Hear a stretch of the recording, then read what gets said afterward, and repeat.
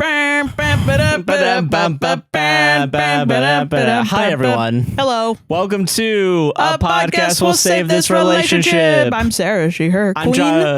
Queen of pronouns. Queen of pronouns? Oh, nice. I'm Josh, he, him. Haver Squire. of pronouns. Underling.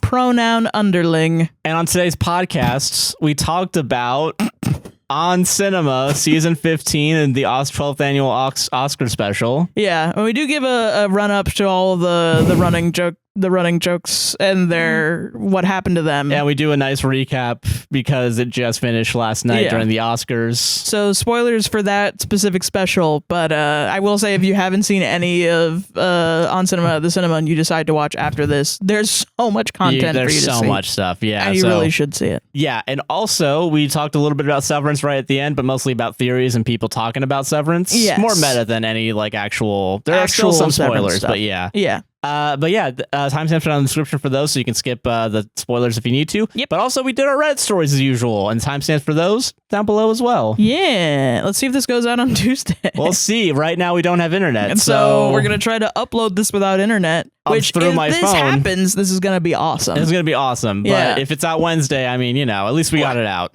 Yeah, for real. Or even if it's out at like 3 p.m. Tuesday, I'm like, fuck it, whatever. Yeah. But yeah, let's see if it goes out. But until then, enjoy the episode, guys. Bye-bye. Bye.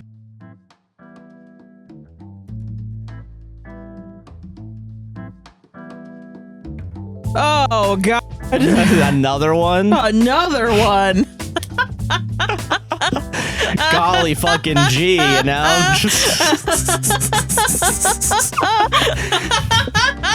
We just started recording, by the way. Like, we didn't, there was no lead up to that. Like, we were talking off camera, but that was the first thing I decided to say after doing a clap sync. So, if you guys are wondering why Sarah's laughing like maniacally, it was so real.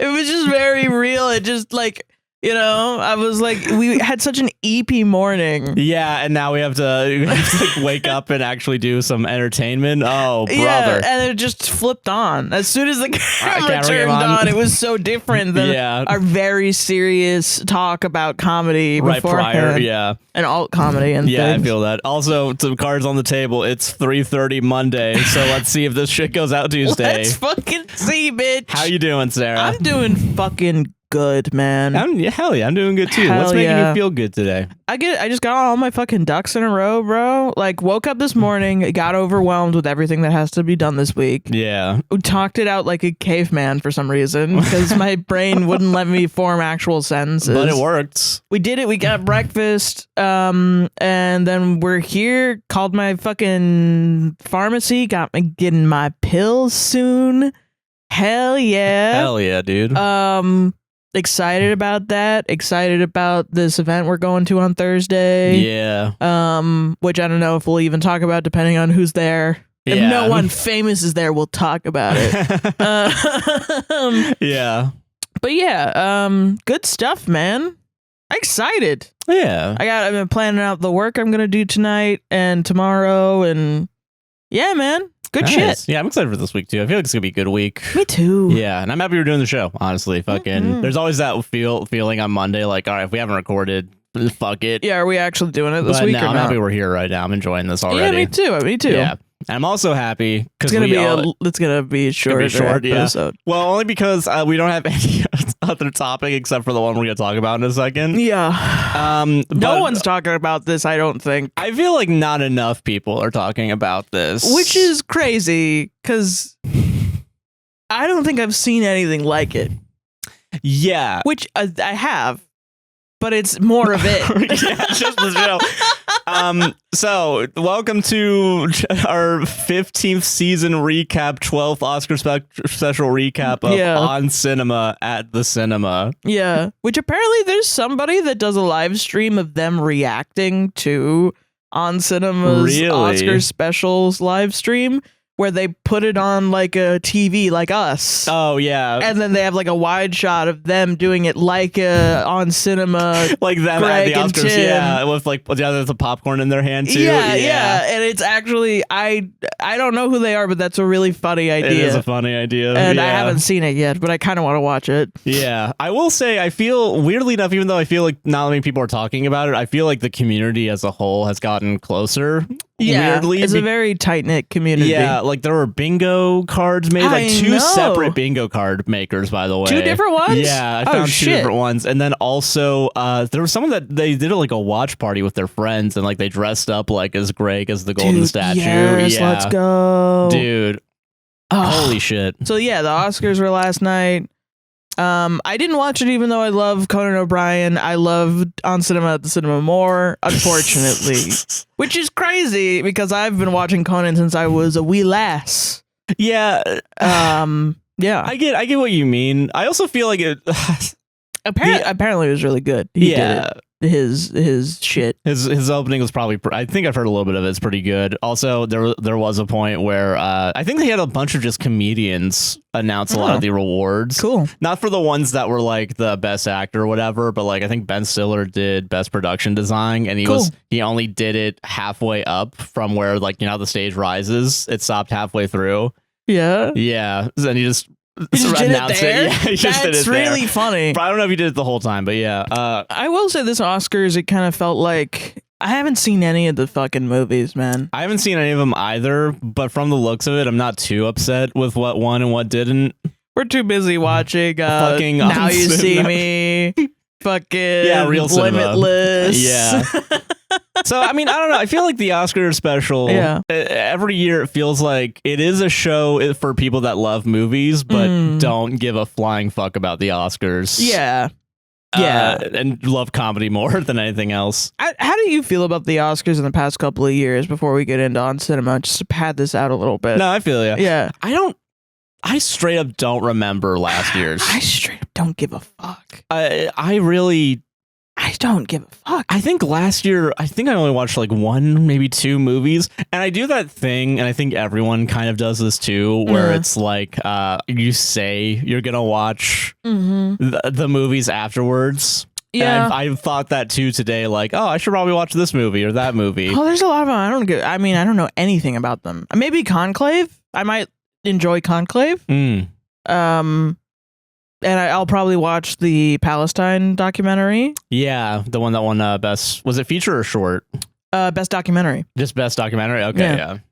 Damn, nice. Yeah. Fucking, yeah, no, I think, there might be some things, like there's the one that Kieran Culkin, I think, won for. Oh, yeah, I want to watch that one. Which that one I've been wanting to watch, genuinely. Same, yeah. Because I just haven't put it on the flash drive yet, you know? Is that Jesse Eisenberg's first written movie, or is it like he wrote it? I think I know he wrote it and directed it. I don't know if that's his first one, but yeah, Kieran Culkin, love Kieran Culkin. He's been doing a big it kind of makes sense because he's been doing a big media thing lately with Jesse Eisenberg, which I get it. Why? Gotta get that Oscar. Yeah. I think it's something like if you win an award and an Oscar, you get like $1 million back. Like, really? Yeah, because from people watching the film. Yeah, because people are like, oh, won an Oscar. Like you put it on the DVD package or like on top of the like Netflix, whatever. Wow. Like more people are more likely to watch it because of that. Why don't more people just make their own awards? Because like, okay, we're gonna get into it, but in the Oscar special, and I kind of thought like, this is a regular logical leap for Greg to have his own bullshit award ceremony. Yeah. And I'm like, this is not the most, and I'm a big Greg head, so you gotta take everything I say with a I'm a Unity head, all right? I believe in both. That's insane. You're insane for that. Last year, our baby boy Greg got suplexed by Joey Patron. Okay, that's insane that you would say that. He broke the little skin on his little head. Okay, that's insane. Right. He got suplexed into like a fucking car. Yeah. Okay. Yeah. Greg has done some unsavory things before. Yeah, he has. Yeah, like, he has. you know, he financially abused Mark Proch when he was in a coma. He ran over LaRue, caused him to be in a wheelchair for, I assume, the rest of his life, I think. Yeah, right? Because he ran over him, yeah. Because he ran over LaRue. But LaRue was harassing him, okay? So it's... Victim blaming LaRue. Yeah. But no, yeah, I think that's like a normal... Like, in the concept of Greg Turkington being a regular guy... Yeah. Not associated with the narcissistic madness. And I say this clinically. I don't say narcissistic disorder like lightly. Like I'm not throwing it around, but in the absolute manic madness of Tim Heidecker's character. Yeah. In On Cinema, if he were out of that, Greg Turkington would just be a weirdo freak who loves movies in Los Angeles. Yeah. And would make his own kind of Razzies, whatever. Oh, yeah. And I think that's fine. I think that's fine too. I think that's totally fine. The idea that he made like a it's movie house awards, like the houses. Like these houses are great. Movies. I think that's absolutely fine. And it got me thinking, like, why don't more people just do this? Yeah. Because I would unironically I think we've love that. Talked about this too. Yeah, the Oscars is just a big trade show. Yeah. At the end of the day. Dude, I keep getting TikToks of people, like someone that lives in Hollywood that's like, friendly reminder, besties, the Oscars take place in a mall. And it's like, yeah, they do. Dolby Theaters in a fucking mall. Yeah, doesn't it change things up a little bit? It does change shit up a lot. Yeah. That's really funny. Imagining all the most famous Hollywood actors like 5 feet away from Annie Ann's. Chilling outside on a linoleum marble floors. Yeah. Dude, hell yeah. Mall ratsing it up, yeah. Just thinking about Conan O'Brien after party sitting in like the food court of your local mall is really funny. In between the Panda Express and the Sbarros, yeah. Yeah, with that face that he has when he eats food. Yeah. Like a ravenous I don't know. Animal. Yeah. Okay, yeah. Yeah. Yeah. So, you know, but I was like, why don't more people do that? That would be fun. Yeah, like make little awards. I mean, that's how like the Razzies began too, if we talk about it. Like it's just like why people the fuck not? hate specific movies and they want to give them bad rewards. Yeah. Yeah. Yeah, I feel that. They're things that you love, you know what I mean? Yeah. I think there should be more like little awards here and there. You should have a movie, like your own Oscars for next year for just all the movies that you watched for Josh Mansplains. Oh, no. You need to do that. Dude, and I wear a suit still. Like you wear whatever the fuck you want. It's your show. Yeah, you don't have to wear a suit. No, yeah. I think that might be fun, actually. Yeah. But, okay, all right. Okay. Because it's essentially just a tier list. You know? Yeah. Yeah. Both with a big S and then the big F for failures that didn't win. Yeah. Who's gonna win? Yeah, okay, yeah. All right, we have to, okay, On Cinema. Yeah. So, season 15. Season 15 of On Cinema. We haven't talked anything about it, I don't think. No, I don't believe so. We've been watching it since it started and came out. Yes. And okay, physically, we cannot give you a recap of the entirety of On Cinema up until now.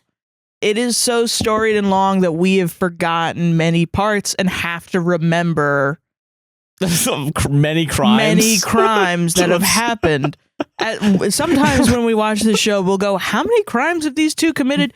And it's more than like 10 over. It's more than 10. Is On Cinema a soap opera with actual consequences?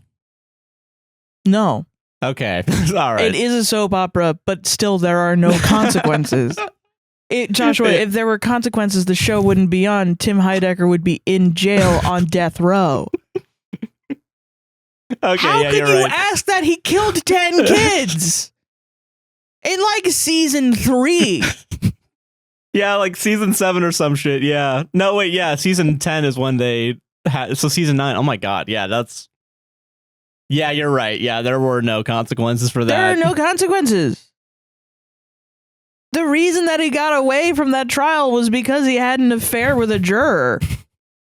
Who was drunk the entire time. Yeah, he took advantage of her alcoholism. and she got it declared a mistrial because he fucking bribed her. Yeah. What do you mean there are no consequences? There are 11 children are dead.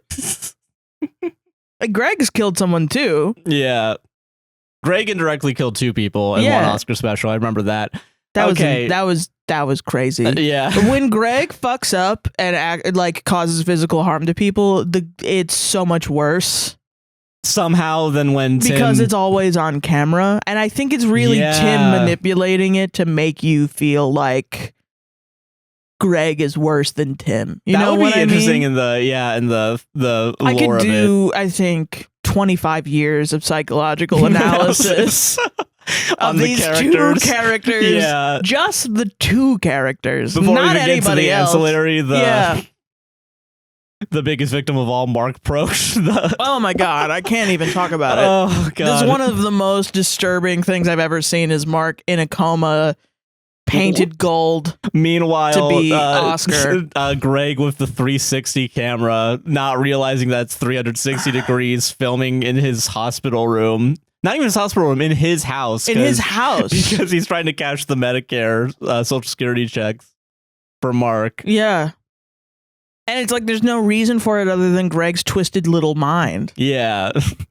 It's that was so disturbing I had to get up and leave, but because that years ago was so disturbing, I now, watching every Oscar special, have a level of anxiety of like 40% the entire time, even if nothing is happening. Yeah. Honestly, because what the fuck is going to happen? I don't know. And I can always predict. We always predict and we don't know. Yeah. Did you predict? No, yeah, I didn't predict anything. Okay, well, let's do a recap of this season. Let's say what happened. I'm gonna pick up from last Oscar special.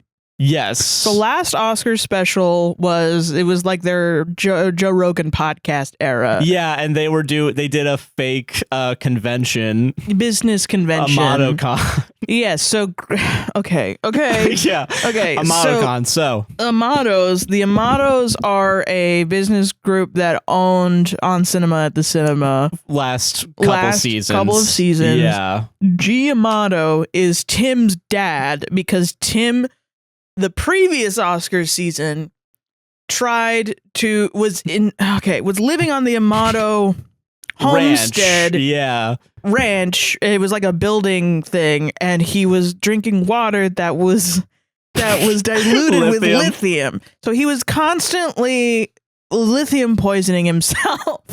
Okay.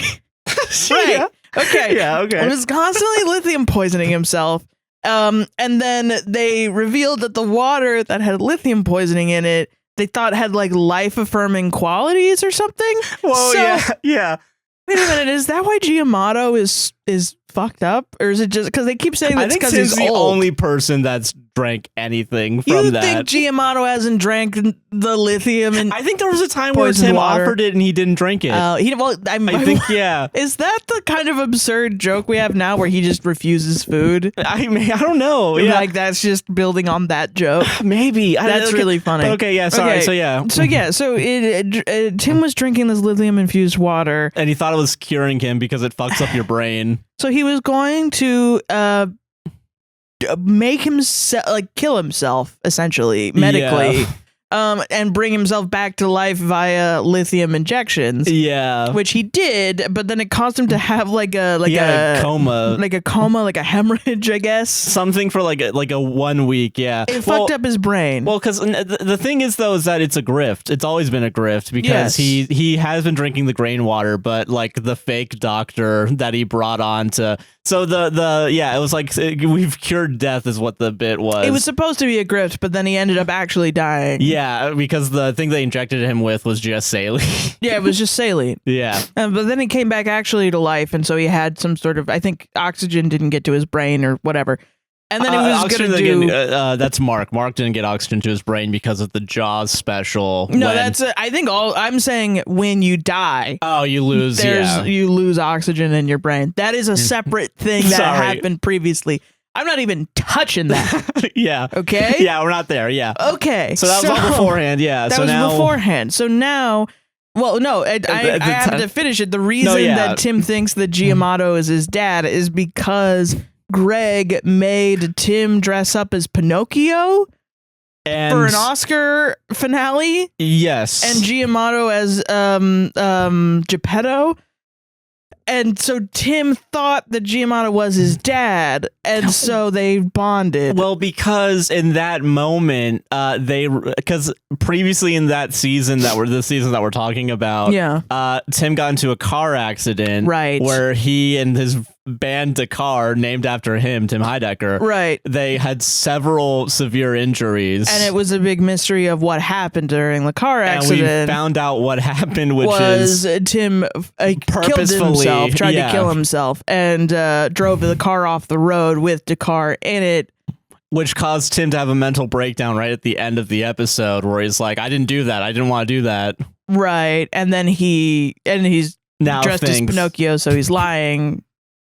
It was really funny, and then he hugs Giamotto, and he thinks Giamotto is his dad. Got that. Sorry, No, there's a lot of things that you get later. Yeah, there's a lot of stuff you get later, which is kind of the beauty of this show. Yeah, and then the next season was the podcast bro episode, because now Tim as a character is trying to impress his dad, who is a businessman. Yeah. And owns his show, and also for some reason is into movies. Giamotto is kind of a little bit, so that's why he still keeps Greg around. Yeah, he likes Greg because he likes the old movies, because Giamotto is quite an old man. Yeah. And so Greg is on the show, but then they bring in Joey Patrone, who is connected to the Yamato group in some sort of weird way. I think he might actually just be like family to Giamotto. I think he genuinely is, or like some sort of family friend, but he cares a lot for Giamotto. Yes, yeah. And so on that season, it kind of made everybody think that Joey Patrone, since he's like an Italian guy, is some sort of like Giamotto is like a mobster, and that Joey Patrone is like a hitman or something. Yeah. Now on that season, also Tony, Tim's ex-wife, that was the juror, mistrial juror. Yeah. Yeah. Who also left him at this point because she stopped drinking alcohol. Yeah, she got sober and she realized she wasn't really in love with Tim. She was just liked alcohol, and Tim was constantly supplying her with alcohol. Yeah. Okay. So this is a big one. Okay. Yeah. This is her, her ex, she whatever. She has a son named Matt Newman. Her name is Tony Newman. Yeah. Matt Newman hates Tim because Tim sucks ass. He's the worst. Yeah. And he's, as a stepdad, Tim is like a really shitty, conservative, abusive stepdad. Yeah. So Tim... Okay, hold on. Trials. We gotta talk about the trials real quick. Sorry. Okay, yeah. We have to talk about one trial real quick, just because they're thinking about reopening the case against him for the thing that they had a mistrial over. So there used to be a guy named Dr. Sam. Yeah, so there was, so the trial that happened, so it was Dr. Sand, who's a grifter also, but he grifted Tim into like this weird vape thing. Which, if you've seen the meme of, I don't know what this is, but now I can't live without it. That's where this is from. That's where this is from, yeah. So they created some weird concoction. And so then they did like a big festival that was supposed to be just all of Tim's bands. Yes, and so a bunch of teens showed up. Yeah, smoked the vapes, and then they all died. Like 12 people died, and a bunch of people went to the hospital. And also the way the festival was set up, like there were no water, exits, there were no bathrooms. Yeah, it was terrible. Yeah, yeah. So and Dr. Sand made that. But in prison, because Tim thought he was going to get away with it and put it all on Dr. Sand. Yeah, he was blaming Dr. Sand. Dr. Sand fucking killed himself in prison. in prison. And then caused him, and then like the district attorney was like, Rossetti the rat was like, right, well, someone needs to get pinned for this. Yeah, so we're going to pin it on Tim. Yeah. And but then Tim had an affair with Tony.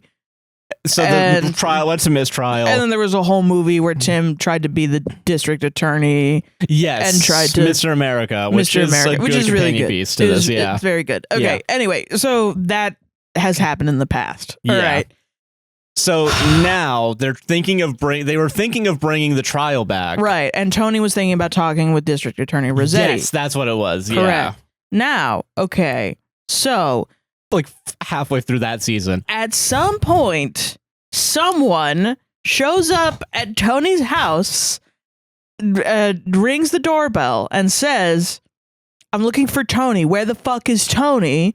And Matt Newman, thinking it's like a deranged gunman, shoots the guy.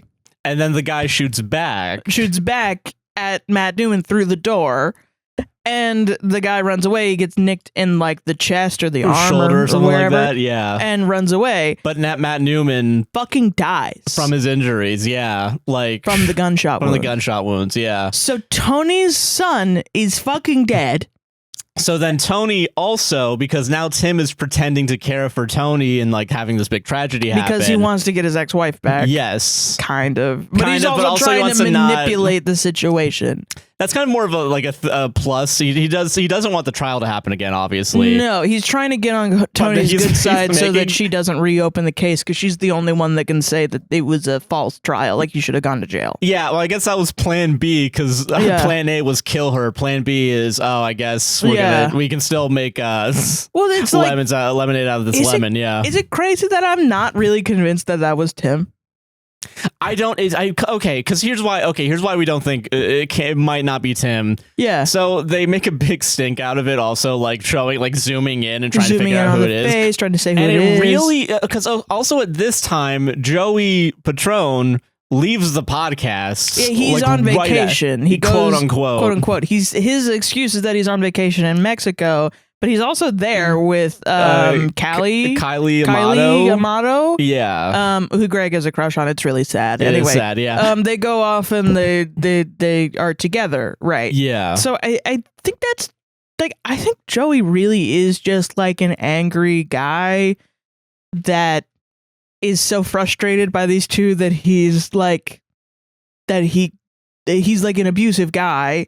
Oh yeah, because he resorts to violence. But then, like I think he's just a normal guy. I don't think he's actually the gunman. I don't, because Tim is trying to pivot it to make Joey the gunman. Yes, and especially this season and Oscar special. Yeah, listen, man.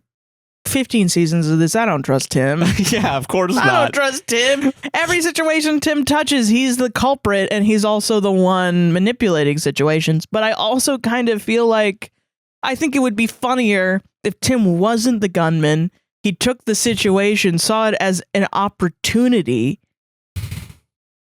Yes. To win his father's love, his wife's love, and also get his show back. Yeah. And manipulated everyone around to make him the reigning king, the good guy. Yeah. You know? Yeah. Or it could be Tim. I don't know. It could be also just Tim, because I will say there's a couple times where like they zoom in enough and I'm like, that's gotta similar. be Tim. That's gotta be Tim. But I don't know. That's Tim playing the character as somebody else, or Tim the character, or Tim Heidecker the actor playing a different guy that just had to like wear a fucking mask over. Yeah, because they couldn't hire another guy. Or something. Which fine. Yeah, whatever. I don't care.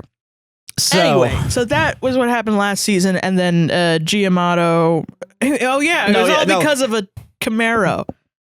Yeah, so like Tim was trying to make the business better because Giamotto was enticing him with a new car, basically. Yeah, which is why they do a MottoCon, and it's supposed to be like this big business convention. Right. Giamotto said, "I'm going to give you a Camaro if this goes well." And then by the end of it, he says, "No, it didn't go well. You don't get your car." Yeah, and so then Tim yells at Giamotto and kind of says everything's fucked up, and then he says Giamotto is the one that ordered the hit on Matt Newman.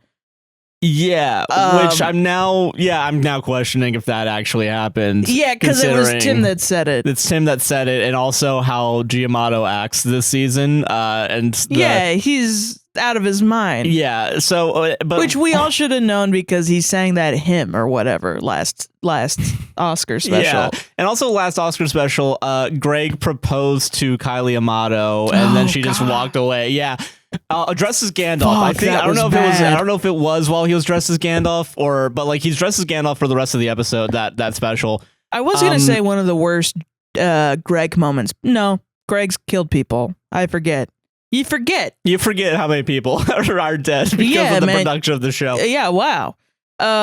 I will say, currently, no one died from this Oscar special yet, so let's see. Not yet. We'll see what happens. Anyway, yeah. So, it kind of ends on a cliffhanger, this one. Yeah. Yeah. Yeah, so, okay, so that was last Oscar special, and then Joey Patron goes off, and he starts a fight with, or Tim really starts a fight with Joey. Yeah, and then Tim is like, fuck it, I'm getting my car. I want this car. He's going to steal the car, and then Joey's like, no, and he's there to, quote unquote, protect Giamotto. Yeah. And it kind of all goes into this narrative that Joey is this, like, mobster guy. Yeah. Which is wild looking back on this one, because it's like, not really. He's just a guy. Yeah. But fucking, so then he goes and he gets Greg and he throws him across the shed, and it's very because everyone's like, fuck you. Yeah. Like, that went too far, I think. Yeah. And so now this season, let's talk, now we're at this season. Yeah. So, okay. Yeah. So, because Greg got injured, he sued the Amatos. Right. And someone, so he got a fuck ton of money. He settled out of court, and in the settlement, he cannot mention the Amatos. Yes, that's contractually, like, and he can't talk to them, with them, anything. Yeah, right. It's to sever ties. Can't mention them on the show. Yeah. So yeah, and he owns the show as well. He basically owns the show because he buys it and like gives it to Tim. Kind of. Not really, but not really. Eventually, Tim takes it back for sure. But like, and takes it back, I mean, like, not contractually, but just power play wise. I think contractually, because I think, okay, this is so sad, but like, Greg, I think what all that Greg wants is the first season of On Cinema at the cinema. Come back. He just wants to be a co-host with Tim. Yeah, and it kind of makes sense because like this season brought back the original theme for On Cinema, and which is just movies. Well, no, I mean the theme song and like the intro. Yeah. The intro is also pretty much the same as it was. Like, remember when they bought that movie theater? Like, and then like they did the zoom ins. Yeah. So okay, so with the money, also Greg bought a house. Not bought a house. He rented a house. Apparently, I thought he bought it. Because he said he bought it. Yeah, he said he bought it. Apparently not. It was rented. It was rented. But it's the house from The People Under the Stairs, the movie. Which is like a Wes Craven film? I think so. Like it's a horror film of some sort. Yeah. It's an old horror film nobody fucking cares about. Or yeah. And so Greg bought this house and he was like, oh shit, and he names it Movie House. So this is the theme of the season. Yeah, movie house. Okay, but so On Cinema at Movie House. Yes. Starts off, and I'm gonna say it starts off a lot slower, it feels, compared to other seasons. Felt like a slow season. Yeah. Which I will say was awesome. Yeah, because the payoff with this Oscar special is... Because, I mean, we watched 15 seasons of this. We know something crazy is gonna go on. Yeah. So now they're playing with the people that are long term, which makes sense. You know what I mean? Yeah. Which I think is a really oh God, what am I trying to say? You're crying, man. I'm crying, so I'm just thinking about all the shit that happens. Well, yeah, it's like I love this fucking web series, man. It's the best web series ever. I think. It's such a feat, everything that they've done, because it's so admirable that they did like a really jump the shark season and then they went back to their regular shit. And genuinely, I think that's awesome. Like, they probably got a lot of people. There was a lot of talk last year, and then they went back and they were like, we're just gonna do it was like an all Tim season, and now it's an all Greg season. Yeah, and not as many people fuck with the Greg shit, I think, because Tim is so like everywhere. Yeah, and I will say too. Yeah, and I think too, like with the changing of like You're right. It's more of a Greg season now that I think about it. I loved it, honestly. Yeah, because like, and I think it's another one of those like sad things where like it's a Greg season at first. Yeah, and then it becomes a Tim season, manipulated by Tim. Yeah, but like, do you remember in the first season of On Cinema at the Cinema how it was? Greg was the manipulator. Oh yeah. Because in the before times, it was Tim just wanted to do a movie review show, and Greg was like, I have a segment, I'm a co-host, I'm this, I'm that, and he kept manipulating the show with his wacky segments that were just bad. They were bad content. Yeah, and it was just shitty. And Tim had to then. Because Tim couldn't say it, for some reason, Tim can't say to Greg, fuck you, you're a piece of shit. This is bad, yeah. This is bad, I don't want you Or here. every once in a while he will say it, but then like kind of not really take it back, but just let it keep happening. Yeah, It used to be the question of the show was like, why can't Tim just fire Greg and find someone else? And then it was like, he did that, and it was worse. So and it became something else. And it was like, because Tim doesn't want to really talk about movies. Yeah. Greg is the only person that wants to talk about movies, and the audience is a movie watching audience. Yeah. But then also some of the audience so in the audience specifically, we have to talk about Greg heads and Tim heads. So Tim heads are very specifically people who are pro Tim. Which I don't know how Greg you are heads anymore. are people that are pro Greg. Which is me. Unity heads are people that want them to both be friends. Yes. And we thought that's what was going to happen at the end of that season where it was the talk show where they were finally kind of being nice to each other. Yeah. And that was the Pinocchio season. Fuck. Yeah. Okay.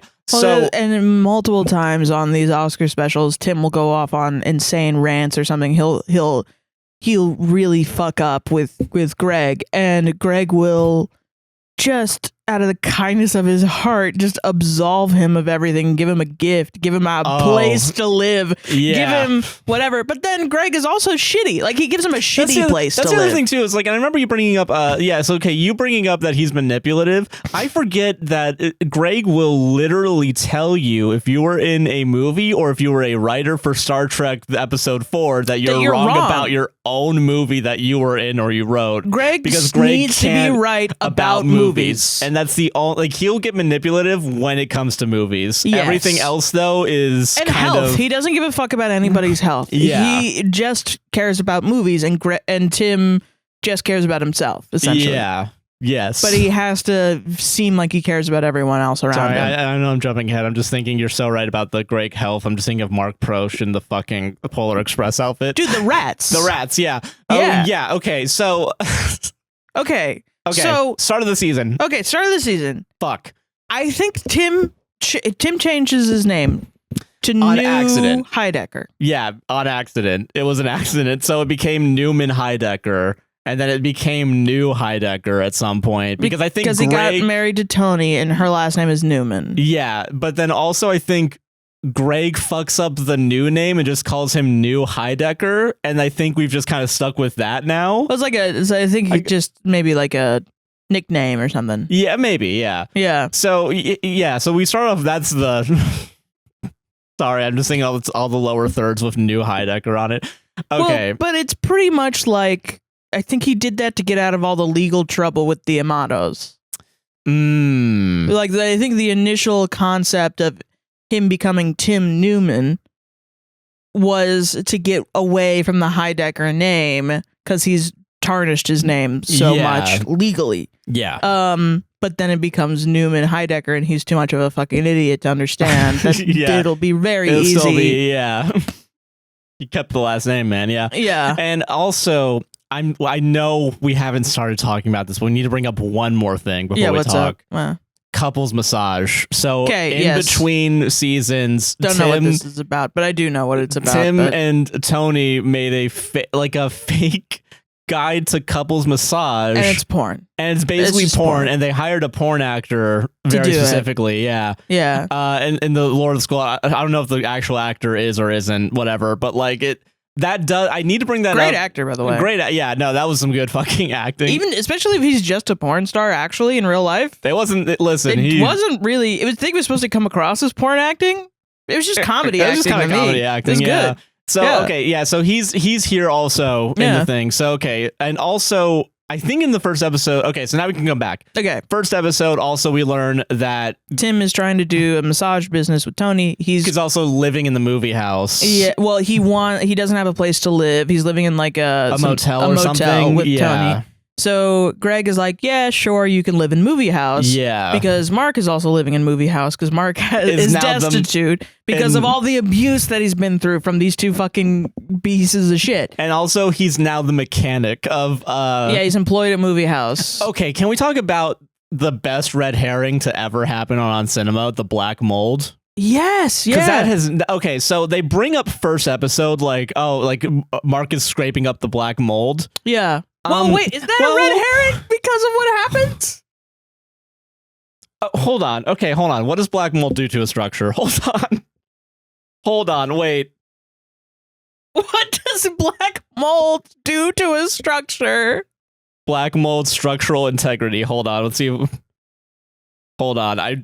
We need to know now. I mean, it contributes to what will happen at the end. Yeah. You know what? In a way. And also, you know, it fucks up with Mark's head even more. You know what? That's fine. Fuck it, yeah. But I will say, Anyway, going into it, I thought black mold was just going to fucking kill someone. I thought it was a bigger thing. Yeah. I thought they were going to have like black mold poising or something. But that was not. No. So, okay. So. Because there's usually a health event. Multiple health events. Usually. Yeah. At least one. Yeah. So yeah. So eventually, so Tony and Tim are there. They move in. They don't have running water. They have to go outside to a porta potty. Because Mark hasn't installed the plumbing yet. Because apparently the house doesn't have plumbing or running water, or it is downstairs, but I don't know. It's a whole thing. Yeah. And then Tony gets bitten by a rat because Greg works at a movie theater, or he goes to the movie theater and takes out all the thrown away popcorn and just brings it home to eat. Well, I think he's also making popcorn because his whole goal was to make the movie house like part museum, part theater, part just a bunch of like different little businesses. But I think that's the whole point, is he's not making, he doesn't have a popcorn machine. I think he's taking old popcorn. Oh, I've kind of sworn there was at least like a popcorn machine in the background for a couple of them. That's possible, but I think he's bringing the popcorn bags into the house. Yeah, okay. So I think he's getting old You're popcorn right. Yeah, that's what from happens movie in theaters. And bringing them and just leaving it on the floor. And eating stale popcorn. Yeah, which attracts rats. Yeah, because the rats are eating through the very thin, flimsy plastic bags to get to the popcorn. Yeah. And so now the house is infested with rats. Yeah, and Tony gets bit. And she gets what's called Hunter's disease, which is apparently a disease that rats carry. Yeah. And she had to go to the hospital or the ER, and she almost fucking died. But she didn't die. Yeah, she didn't die. Which is great. Yeah. Anyway, and also Tim gets bitten on his eye. Which they describe as they had to take out the eye, clean it, and put it back in, but it didn't settle correctly or whatever is what Tim so he can't said. see out of his left eye or currently. As well. Yes.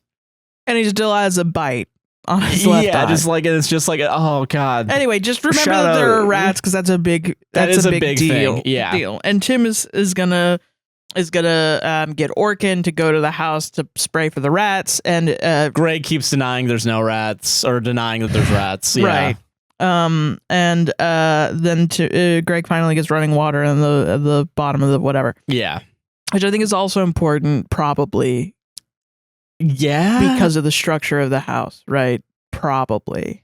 Because Mark has been building shit into that's the thing that, okay, I think that makes more sense now. Yeah. Because I will say also real quick, I don't think you get a red tag immediately when one part of the roof falls. That's what I'm saying. Yeah, so I think it's been a slow, I think it has. Or the house originally, just in general, because it's an old fucking house. Yeah. With no plumbing and barely electricity. And then they just sped it up. Yeah. Okay, whatever. So, okay, sorry. all right. Yeah. So then Tim is like, hey, let's do this massage business in the house. And Tim and Greg kind of team up and make a new business with themselves together called VHS. Yeah. And also Tim is doing a massage business out of the house. And Greg's okay with it because it's bringing money into the house. Right, because they need a bunch of income streams for a movie house. Yeah, so he can actually focus on what he really loves, movies. Yeah. Right. And they kind of work together, but it's kind of annoying Greg because the massage shit is getting into it. And also Tim keeps going to visit his dad, who is now in a nursing home because he has mental issues. I think, yeah. Some sort of like dementia or Alzheimer's or something. Yeah. Because he's an old man and he's declining in health. Yeah. Okay. And also he brings him onto the set as well, and Greg is pissed because that means all the money that Greg has gotten he'd probably have to pay back, or he's gonna get sued for it or something. Yeah. Okay. So also then they get a cease and desist halfway through the season because of Giamotto. Because also, and Joey Patron leaves a voicemail like, "Hey, please stop doing this. Stop doing this. Stop trying to visit him." Yeah. Which pisses Tim off because Tim's like, "That's my dad," even though it's not his dad. Literally not his dad. But it is his dad, but it's Kinda, not his dad. Like mentally in his head, he thinks, I don't remember if he formally adopted him. I don't remember either. I don't think so. But I remember that being something at some point. I would need a refresher on that. Yeah. Well, to be fair, there's so much. There's a lot happening legally. Yeah. But yeah, from a legal standpoint, From a legal standpoint, there's a lot happening. Has there been a Legal Eagle video yet on someone needs to do this. Someone send this to Legal Eagle. If you're friends with Legal Eagle, send this to him. Yeah. Not this episode, but just the trial. On cinema, yeah. Yeah. So I think someone did do a reaction. I don't know if it was him. Fuck. But at least the trial. But probably the actual trial. Which I know we keep bringing up the trial, but it's such a pivotal moment because also they live streamed the whole thing like 3 hours a day, 4 days in a row. It was crazy. It was, It was one of the high points. Oh, yeah. Speaking of high points. Okay, sorry. So there's a fake cryptocurrency called High Points that was brought up. It's not even crypto. It's just a number. It's a number. So it's not related to anything. So, okay, if you sign up for On Cinema, if you sign up for the yearly membership, you get access to all the content, you get a free Oscar ticket, but also you get 50,000 High Points, which is supposed to be this new currency. That is, I think originally Tim was going to make his own country with his own currency. Something like that. Called High Points, and he was going to mint it at some point. Yeah. And so if you got it on the ground floor, you would have a sum of money that you could spend in the new country. Yeah, and and honestly, the High Points have been around for maybe 5 seasons now and not really have had a use. Oh yeah, they always are trying to figure out what it is going to be used for. People are getting paid in High Points. Yeah, Greg specifically gets paid in High Points at some point, and he's pissed off about can you pay me real money? Yeah, I would like real money. Yeah, and it's just kind of a way for Tim to pretend like he's rich. He's rich in High Points. Yes. Yeah. Yeah. So okay. So, fuck, why do we have to bring up High Points? I'm so sorry. Because Axiom and Manuel, who are the other two people of Decker. Yeah, Dakar, sorry. The DKR also. DKR right now. Who they are trying to mint High Points, and they're trying to save Movie House because it was found out that the massage business was actually prostitution. Yeah, because they hired the porn actor. Yeah. And also Mark gets implicated because he was the one doing customer service. Yeah, for the massage prostitution business. Yeah. And then the landlord finds out and is going and tries to evict them. Yeah, gets them ready for eviction. Right. And also I think Tim is getting sued for doing a business prostitution. Because he doesn't have a license. Yeah, to even run a business or even his massage license at all. Yeah. So it's a whole thing. Yeah. Okay. So now they have to save Movie House because they're getting evicted. Yes. Okay. What other thing? Because we're getting real close to the Oscar special, but I'm trying to think of what other important things happen. What the fuck? We talked about the Matt Newman stuff. Matt Newman. Tony's still around. Brats, popcorn, movie house, popcorn Also- classics, maybe. popcorn classics real quick. Which popcorn's classics is Greg's segment where he looks at old VHS movies and like And really doesn't say much of anything about him. and Yeah, it says it's a good movie and give it 5 bags of popcorn. and you should watch it. And here's the runtime. Yeah, and that's it. Yeah, that's kind of it. And I think, what the fuck?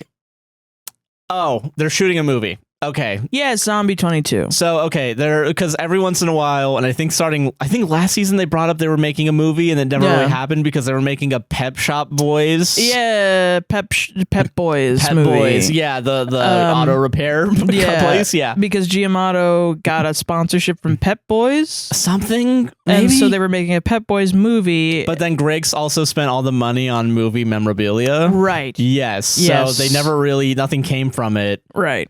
So now they're making Zombie 2. Originally it was called Zombie 2, and then Tim got involved with it, so it became Zombie 2 2, and then Tim just became de facto director, movie. He completely overtakes took over it. the movie. And they don't mention it that much in the show. For a fucking reason, apparently. Yes, they talked a lot. They hyped it up a lot, I think. But yeah, they didn't actually describe what happens in the movie because if he did, Tony and Greg would both be pissed off. Right. So they did show footage of like actual zombie footage that was shot in the movie by Greg. Yeah. Yeah. Joe Estevez. Okay, so Joe Estevez, who is I believe Emilio Estevez's brother. Yes. Yeah. Is a recurring actor who has been in Decker Unclassified. He's been in all and all of On Cinema, and he also has an alcohol problem. Yes, because he's around Tim.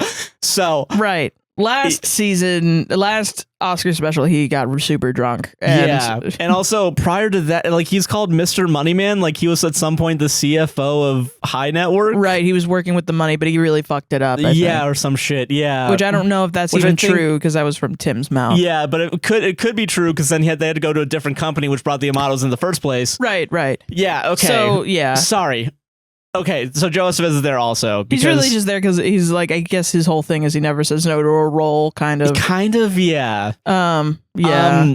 But okay. he's usually a pretty good guy. Like he's like the moral heart of the show. Yeah, I'd say. Yeah, he's like actually nice. He's just a nice guy, but he's kind of.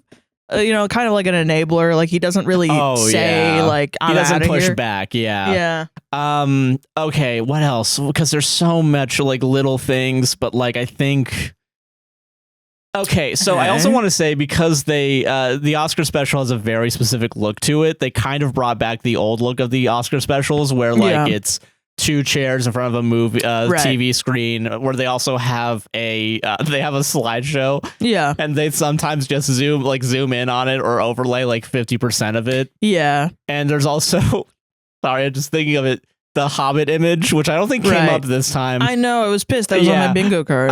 But I think that's important to bring up because like it's a return to form, and it's definitely because Greg had some say. In the show lore, how the Oscar special is supposed to go. Yeah. Okay. All right. I think we can talk about the Oscar special now. Okay. That was almost an hour. Fucking shit. How the fuck did that happen? This is some bullshit. Okay. So I think we can go through this now that we've said everything up. Yes. Okay. Oscar special starts. You missed a little bit of this, but I thought it was really funny. Yeah.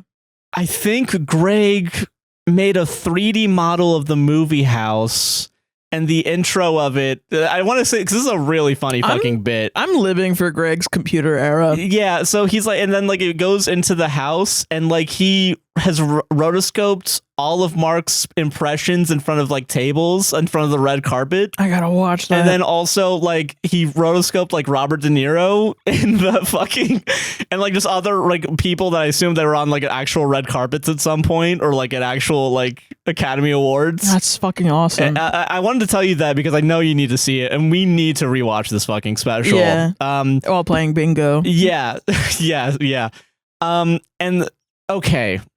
We thought, because this logically makes sense, But we forget that there's no logic here. Right. So when they start, they're outside of movie house. They're just outside because they got locked out by the landlord. The landlord had changed the locks. We thought they were going to get evicted during the special. Yes. Didn't they? They immediately like, fuck you. It's already happened. Yeah, they put up the red herring first thing. Yeah. So, okay. Also, I don't know if this was intentional, but it does kind of work if it wasn't intentional. They accidentally started the special like 1 minute. Like they started the special and then they played the intro, the movie house thing with no audio. And then they like did a quick rewind of the actual like everything. Oh, wow. Yeah. And then like you also hear in the background, like, all right, 1 minute. And like the 45. Okay, yeah. There was a couple times where like you can hear what's going on in the background, but like I don't care. I don't give a shit either. But I will say it does kind of weirdly fit the special. Well, I mean, I think that's the kind of one of the awesome things about the Oscar special is they could fuck up and it kind of works. Yeah, really, yeah. Yeah.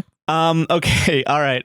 So yeah, they're outside. They're locked outside. They're locked outside. They have to break in. So they tell Mark to get a ladder and to break into the window up top. Like, yeah, so he climbs up to the second story and then drills. He doesn't know how to unlock a door.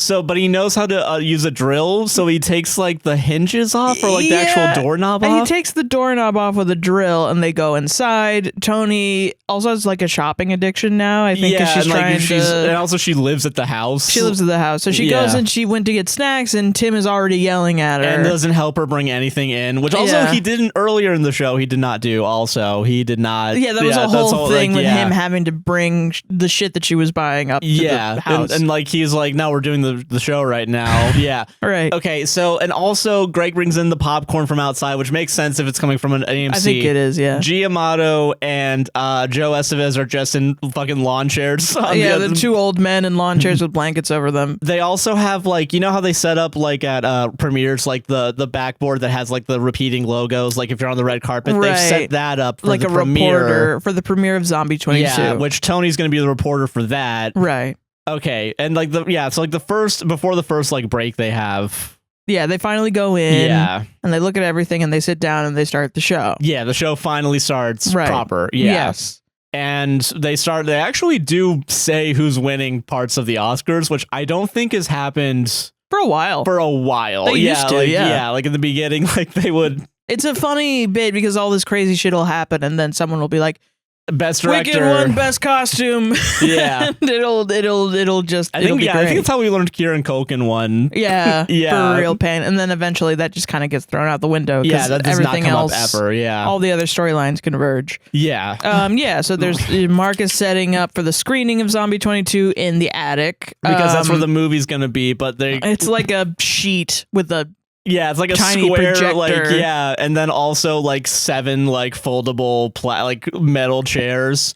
And Tim is getting so frustrated with Mark that he goes up there and he's telling Mark about like a hole in the floor and then like but also there's pigeons. Okay, so there's also pigeons. Yeah, pigeons have also been. We saw that in the last episode of the season. There's pigeons that are flying in because the window's open. Yeah. So okay, and then Mark starts. I think when Tim goes up and once he leaves, like he has a broom. And he just starts fucking wailing at the pigeons like on a beam. Yeah, to try to get them to go. Yeah.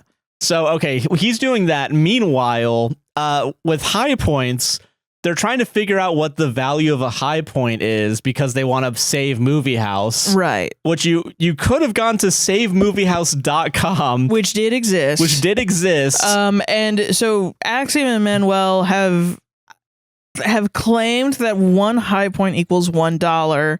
And so now Tim is saying, donate all your high points. I'm going to go to Wells Fargo specifically. Yeah. And I'm going to tell them that one high point equals $1. And I'm going to put all this money into escrow so I can put a $6 million to $7 million deposit onto this house so I can convince the landlord to not evict us, to just sell us the house outright. Yeah. Is what Tim is trying to do to save Movie House, quote unquote. Yes. Okay. Yeah. Okay. Also, I want to say in the Discord during the live special, people were pissed when they heard that $1 was $1 was one high point because they're like, "Fuck, I lost $10 million." Like, shit. Because also you paid $55 a year. If you're in the lore of the show, you would have made $50,000 for every year. That's crazy. Awesome. That's awesome. So anyway, that's going on. Yeah.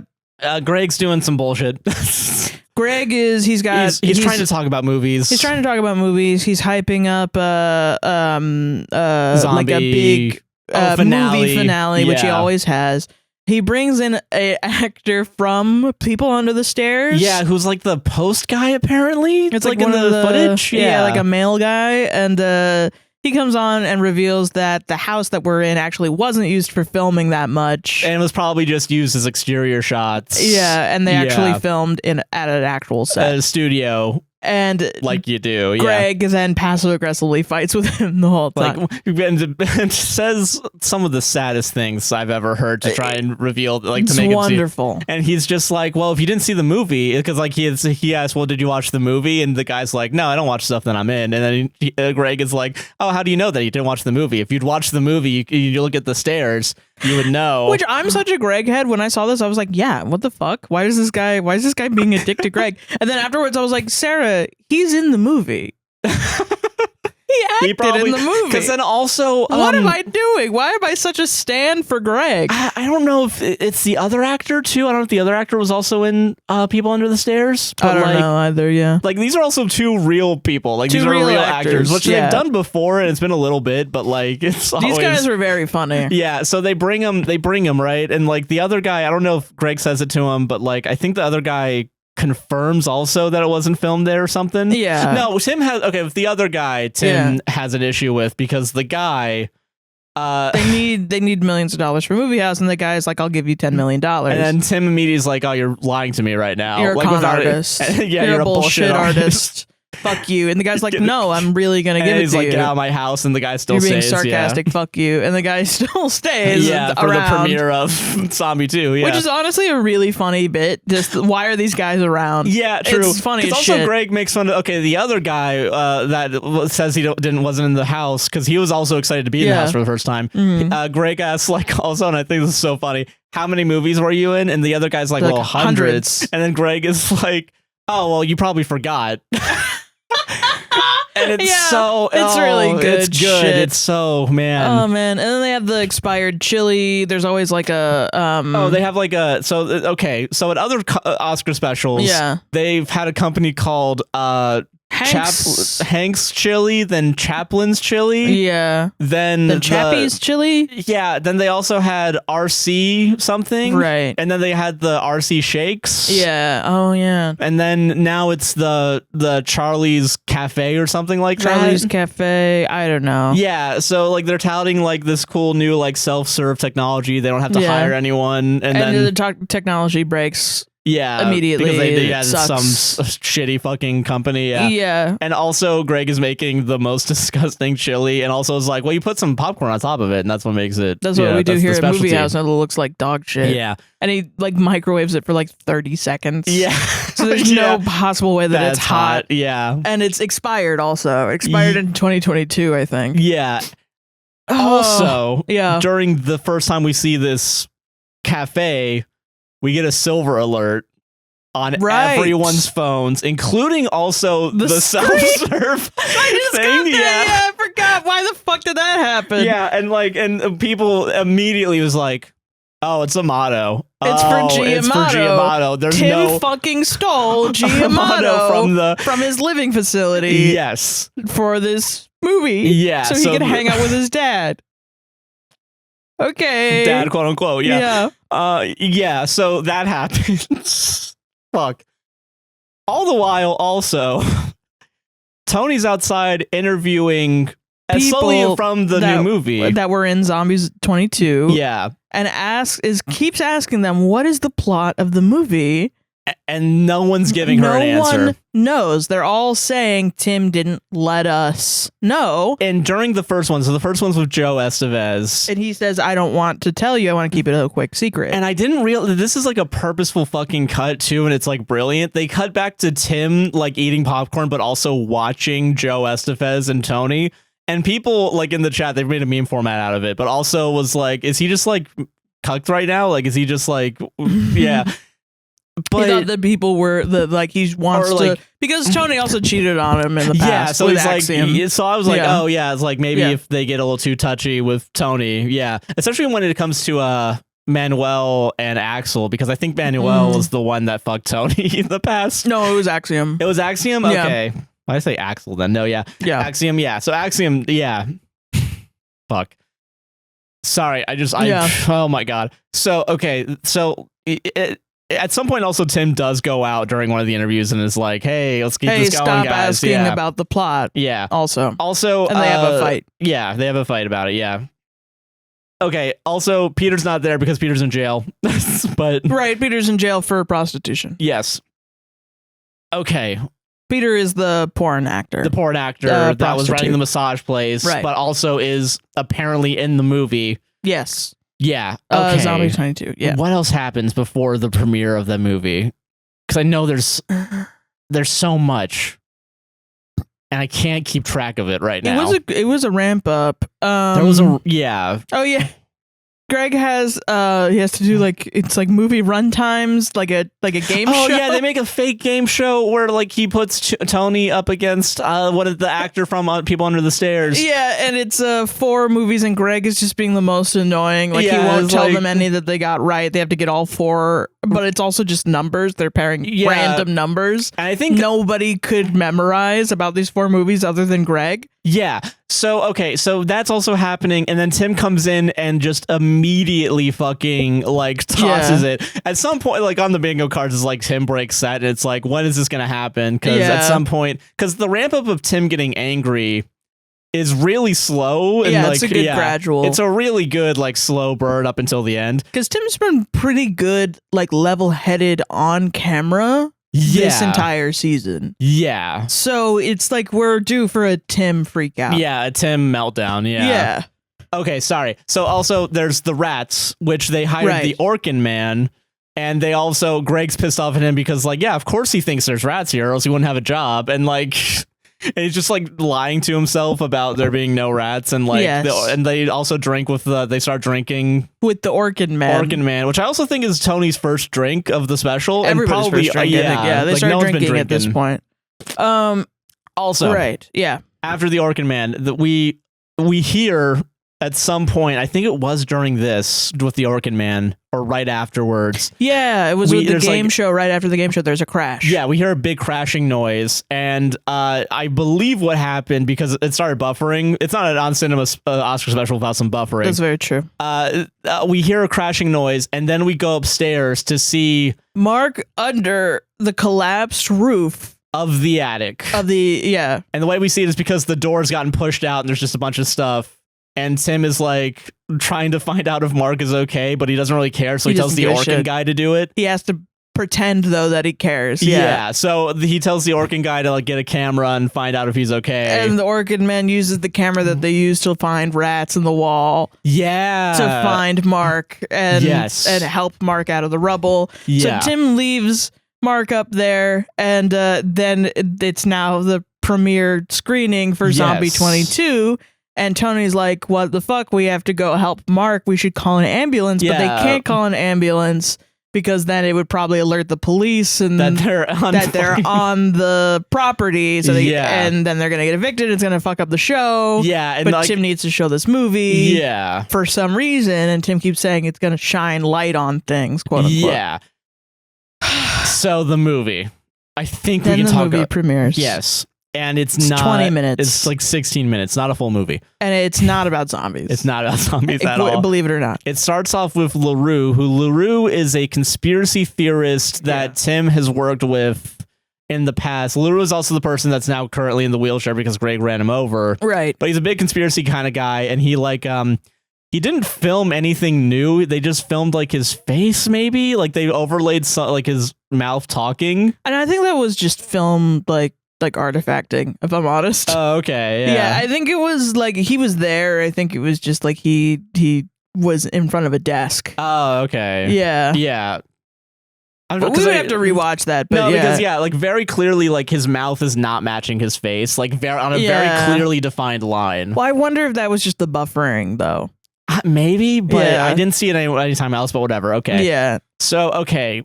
So it starts off with him, and they're talking about the death of Matt Newman. Right.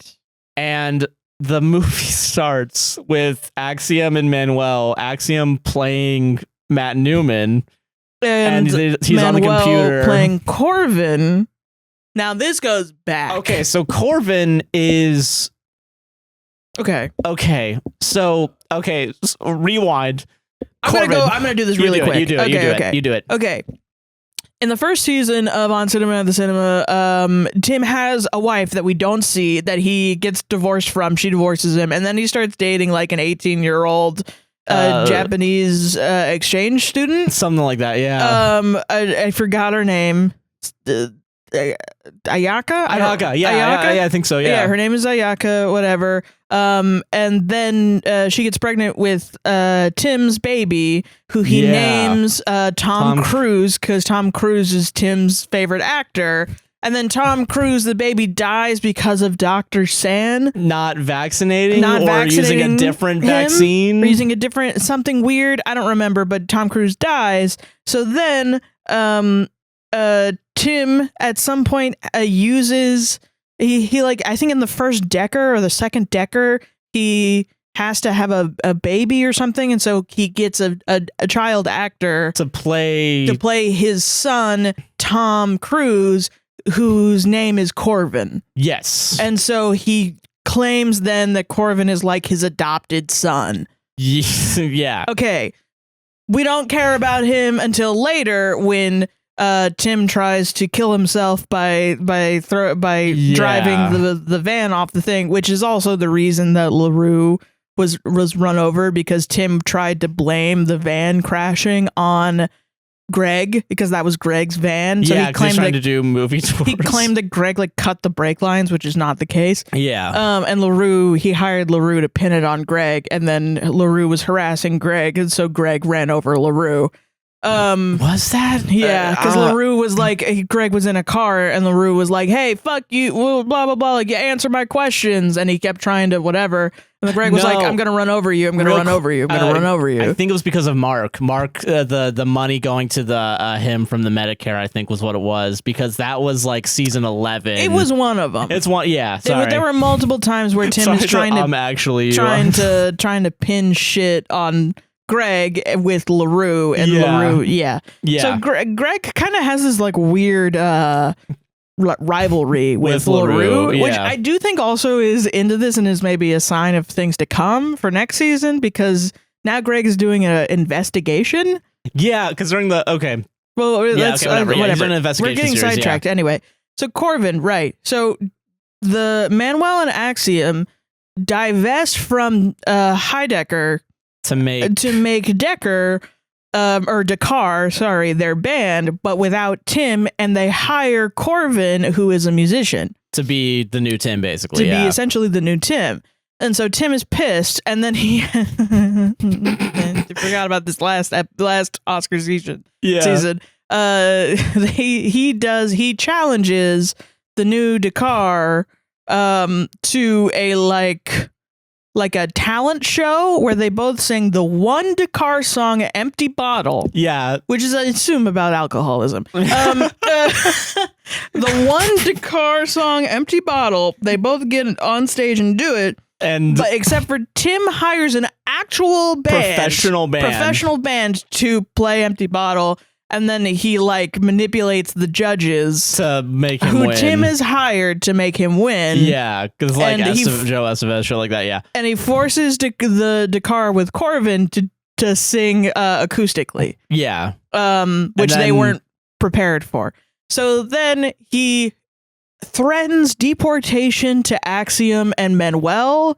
Yes. Manuel, who I think is Hispanic, and Axiom, who is Italian. Yes, or they're both Italian. I think they're something. They might both be Italian. I don't know. But he threatens deportation to them, and he says you can join Dakar if you leave out Corvin. So they do, because they don't want to be deported. So now Corvin is out. Yeah, Corvin's out. Corvin has not been in this season as well. Yes, until now. Yeah, because so now Manuel is in this fuck ass wig, and he is playing Corvin, a hacker. Who hacks into Matt Newman's computer To do something. It's not really clear in the film. Yeah. But Tim describes it later, so we'll get to that point. Yeah. But he hacks into Matt Newman's computer and is like an evil guy or whatever. Yeah, and then I guess it's because they have the dirt to get dirt on Tony. So Giamotto playing himself. Yes. And Mark Broch playing Joey Patron with a more Dutch accent than New Yorkers. He's doing a Pep Boys. He's doing Mark is doing an impression of himself doing the Pep Boys, which was about the Three Stooges. Yeah, okay. Because Mark used to do impressions of the Three Stooges. Yeah, that was and then he's doing it. He did it during the Pep Boys. Like, see, because they were going to do like a Three Stooges Pep Boys movie. Yeah. And so now that's his only impression. Accent. Yeah, that he uses. So he's doing like a Pep Boys kind of Three Stooges impression. Yeah, and he's playing Joey, and Giamatto's like, all right, just don't kill him. Just don't kill. Just scare him a little, you know? Don't kill Tony. We have to kill Tony, but don't kill Tony. Yeah. Yeah. And then... I'm sorry, I know this is such a small fucking detail, but it's so funny. Like, as Mark walks away, in the same cut, we hear Tim go, no, do that again. Wait. And like starts chasing after Mark. Right, because Mark says like a new line that was supposed to be in there. Yeah, and then also Mark has continuously done something, and it's like a running joke, and like Tim will fucking rush him off camera. Like, he did that during a running joke. You're right. You're so right. Okay. But also... Oh God, was it? This is all because Giamotto. It puts forth the idea that Giamotto talked to Joey Patron to get Tony to shut up because they thought Tony was going to talk to Rossetti, the rat, to reopen the case that was closed that killed those kids because Tim killed those kids in that festival. Yeah. But Tony went to Rossetti to tell him that she would never reopen the case and that Tim was innocent in real life. So Giamotto plays a character in this movie saying to Joey Patron, who's played by Mark Broch, to go and talk to Tony to get her to not talk to Rossetti. Yeah, and then Joey is like, I don't care. I don't care. I'm going to kill her. Yeah. And he goes in and...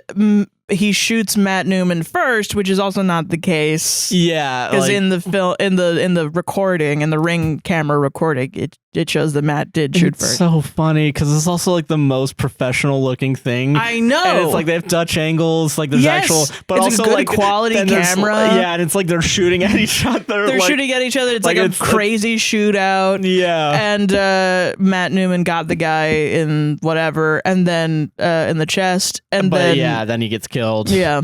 And then Joe Estevez, who's a detective, who I think is the brother of the president in the Decker series, who is also played by Joe Estevez. Yeah. Is doing an investigation, and then he calls Rossetti, and Rossetti is like, no, don't look into this. Don't look into this. Yeah. Like there's like Rossetti's corrupt or something. Yeah. And Joe Estevez is like, nah, man, that's not who killed this kid. I have to figure it out. And then Joe Estevez calls Tim Heidecker, who is played by Peter, who's the buff porn star, the porn actor, and gives him the shit to look into. Yeah. So I think we're getting a new Decker, is what I'm thinking. God, I hope so. With Peter as the actor. Dude, honestly, please, I would love that. Okay. Decker fans are eating good, not gonna lie. Yeah. So then, and then like LaRue closes out like, oh, there's more out there, you know. Yeah. And just the overlays of Rossetti and this case, Joey. Yeah. The murder of Matt Newman. Yeah. Tony sees this and throws shit at Tim and is like, how fucking dare you? Fuck off. Yeah. And Greg doesn't give a fuck about Matt Newman. He's just like, this isn't a movie. This is only like 16 minutes. Movie. Yeah. It was like 18 minutes. It's not a real movie. Yeah.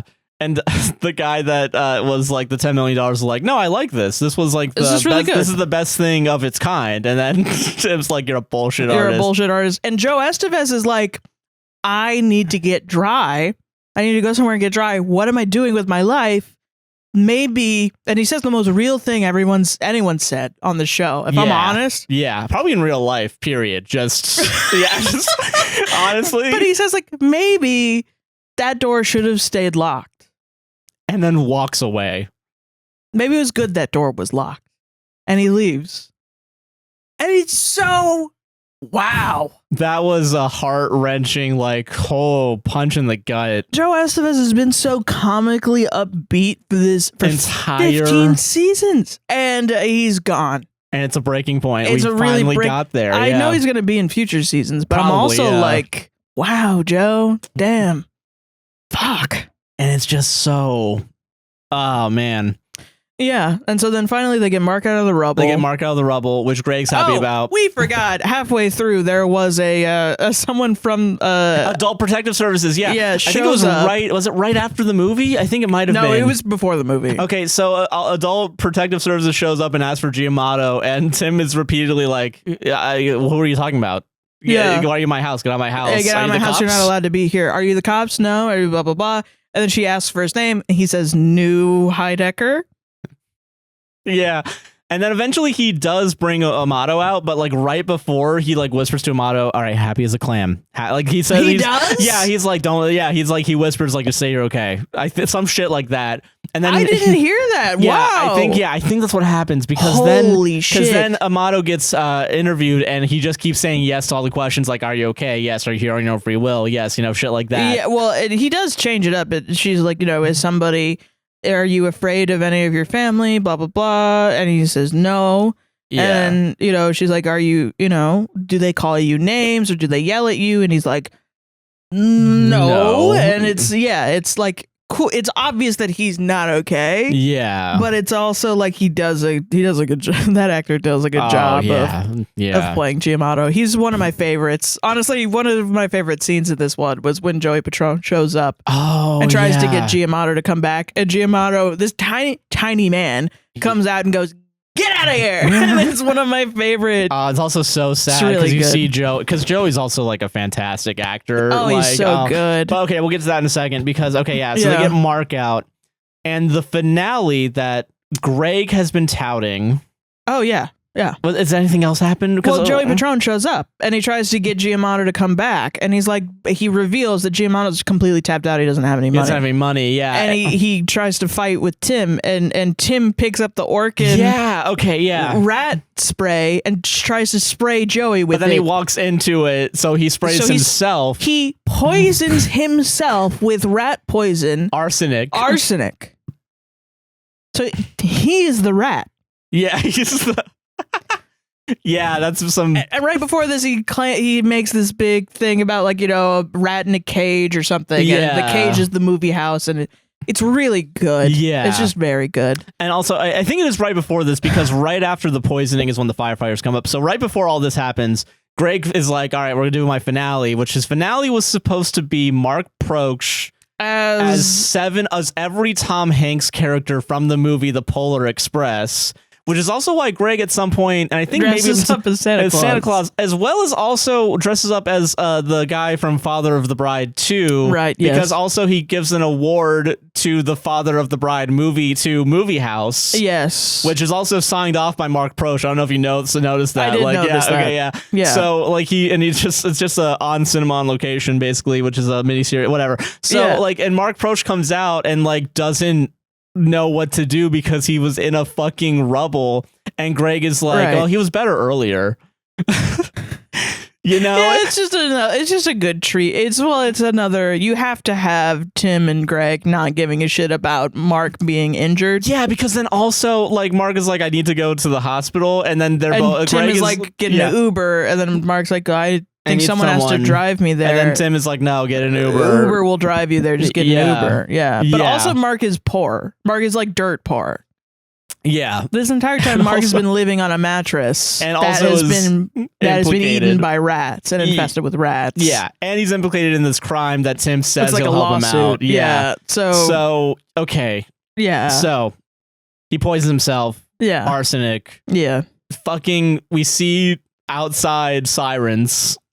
firefighters show up. And also because Tim fought with Joey, someone's called the police probably. Yeah, because they're making too much noise. Yeah, and so everyone in the house is looking outside like, oh God, are the police here? It's not the police. It's not the police. It's firefighters who have come to condemn the building. Due to structural issues. Yes. And everyone needs to leave. Yeah. And they're going to red tag, but Tim won't leave the house. Yeah. And he won't stop the show. Yeah. So they leave him in there and he makes a fucking beautiful monologue about everything going on. And he says, fuck Greg. Greg fucks everything up. Yeah. Fuck Tony, that bitch. Yeah. Meanwhile, the credits are rolling. This is the end of the special.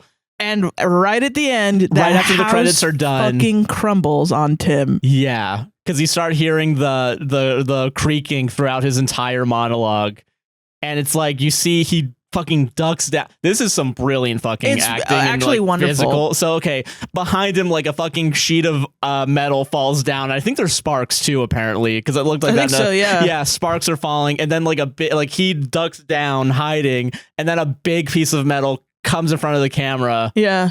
End of stream. That's it. End of the Oscar stream. special. They ended. Yeah. Which is pretty similar to in suspense to the season 1 cliffhanger of Severance. But it's we were talking about it afterwards, and it was like we were talking about how on cinema, the cinema is horror for creatives. Yes. That you could be this guy. Yeah. Because I think every creative person, especially on the internet, when you're a creative person on the internet, or you have a show on the internet, like a web series that you make yourself, yeah, you have a fear of being an egotistical maniac. Because that's what everyone says. Yeah. Every YouTuber, really anyone that is ever creative, how dare you do this thing? Yeah. You have to have a level of audacity to do it, because everyone's going to talk shit on you. And you don't know if you're creating something, whether it's good or bad.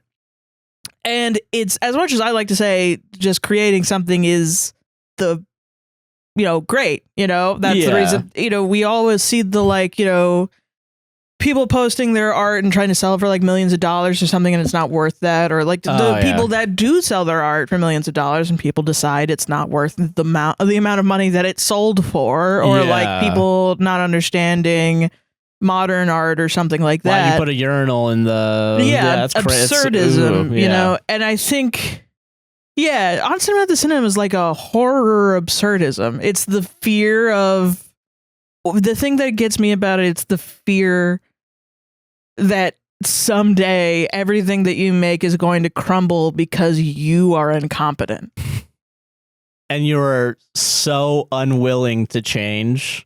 And so unwilling. Self-reflect. Yeah. You're incapable of self-reflection, that you will ruin not only your own life, but everyone else's life around you. Yeah. Who you've manipulated into being around you.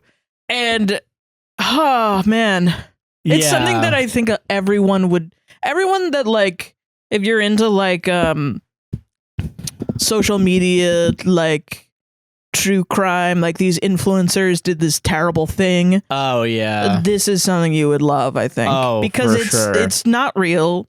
Everyone involved cares so deeply about the show, so it's like it's made with such love. Yeah, and like I love it, man. They're like guilt-free lol cows, but they're not even like, there's no hatred. I love these characters so much, even though they're horrible people. Worst. It's kind of it's kind of like It's Always Sunny in that regard. Yeah, but it's like somehow also worse than It's Always Sunny, because like because I feel like with It's Always Sunny, right? Like they're very like, they curse a lot, they're crude, they do bad things. Yeah, I don't think they've murdered 20 plus people. No, at this point, I think the crimes that it's they're just like regular, like they're almost like petty criminals. And Always Sunny, like they'll get into drugs and shit, and they'll be racist, and they'll do horrible things, and they'll even sometimes get into legal trouble often.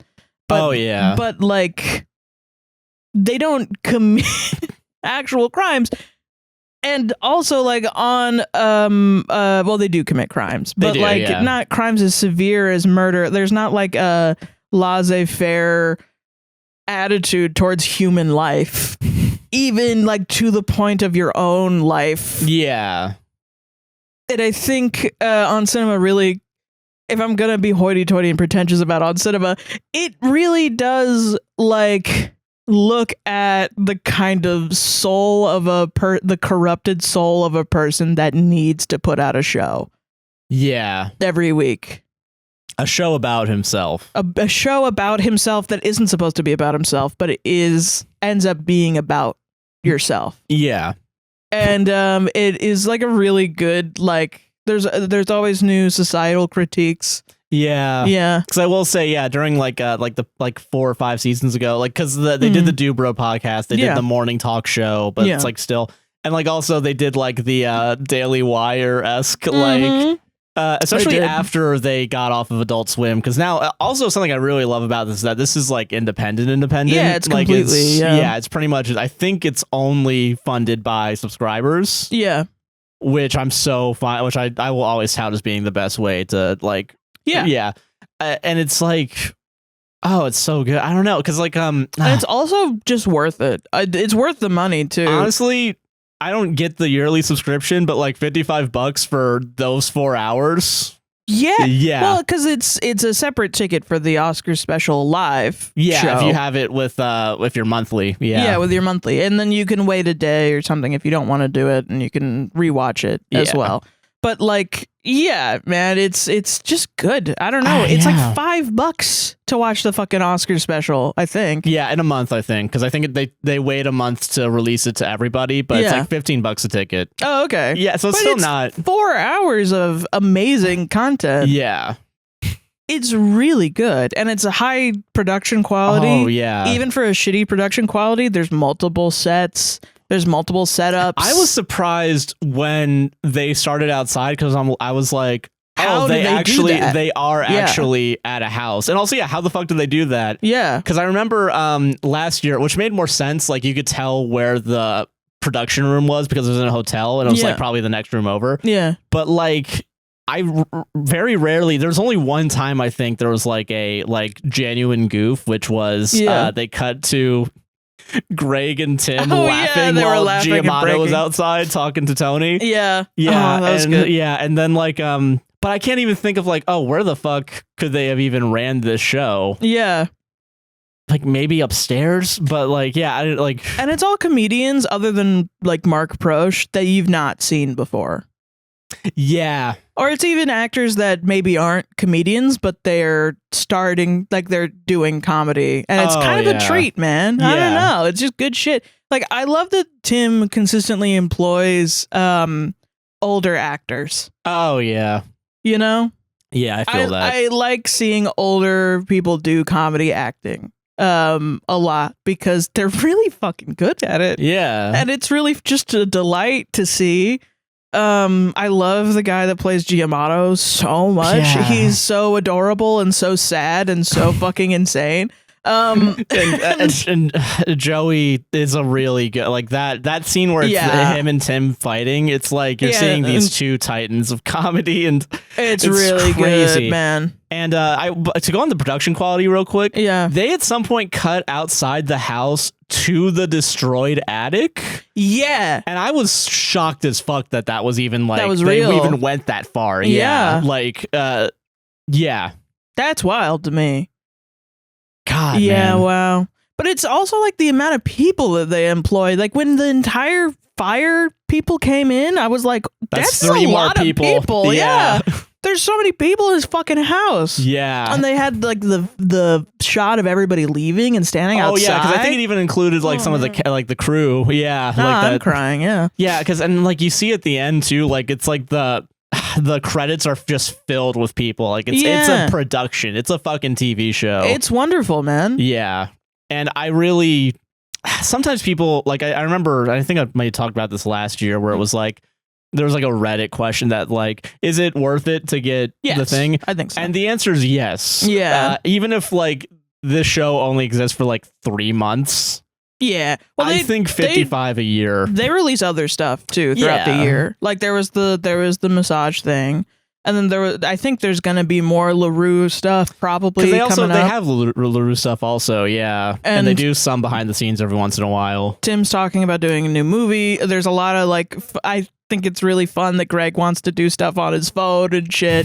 Like, I really think of Greg Turkington. Greg Turkington, if somehow anyone can get this to Greg Turkington, start a TikTok. Oh. Greg Turkington, you need a TikTok. You need a TikTok right now. In please. the character of Greg Turkington. Please. Because there were multiple shots where it was in the style of like just like talking into your phone or whatever, or a cameo or something. I'd pay. I think they do so cameos. much money. You can go directly through High Network to get cameos from. I think Joey also had it at some point, and then the other people, Dakar. Yeah.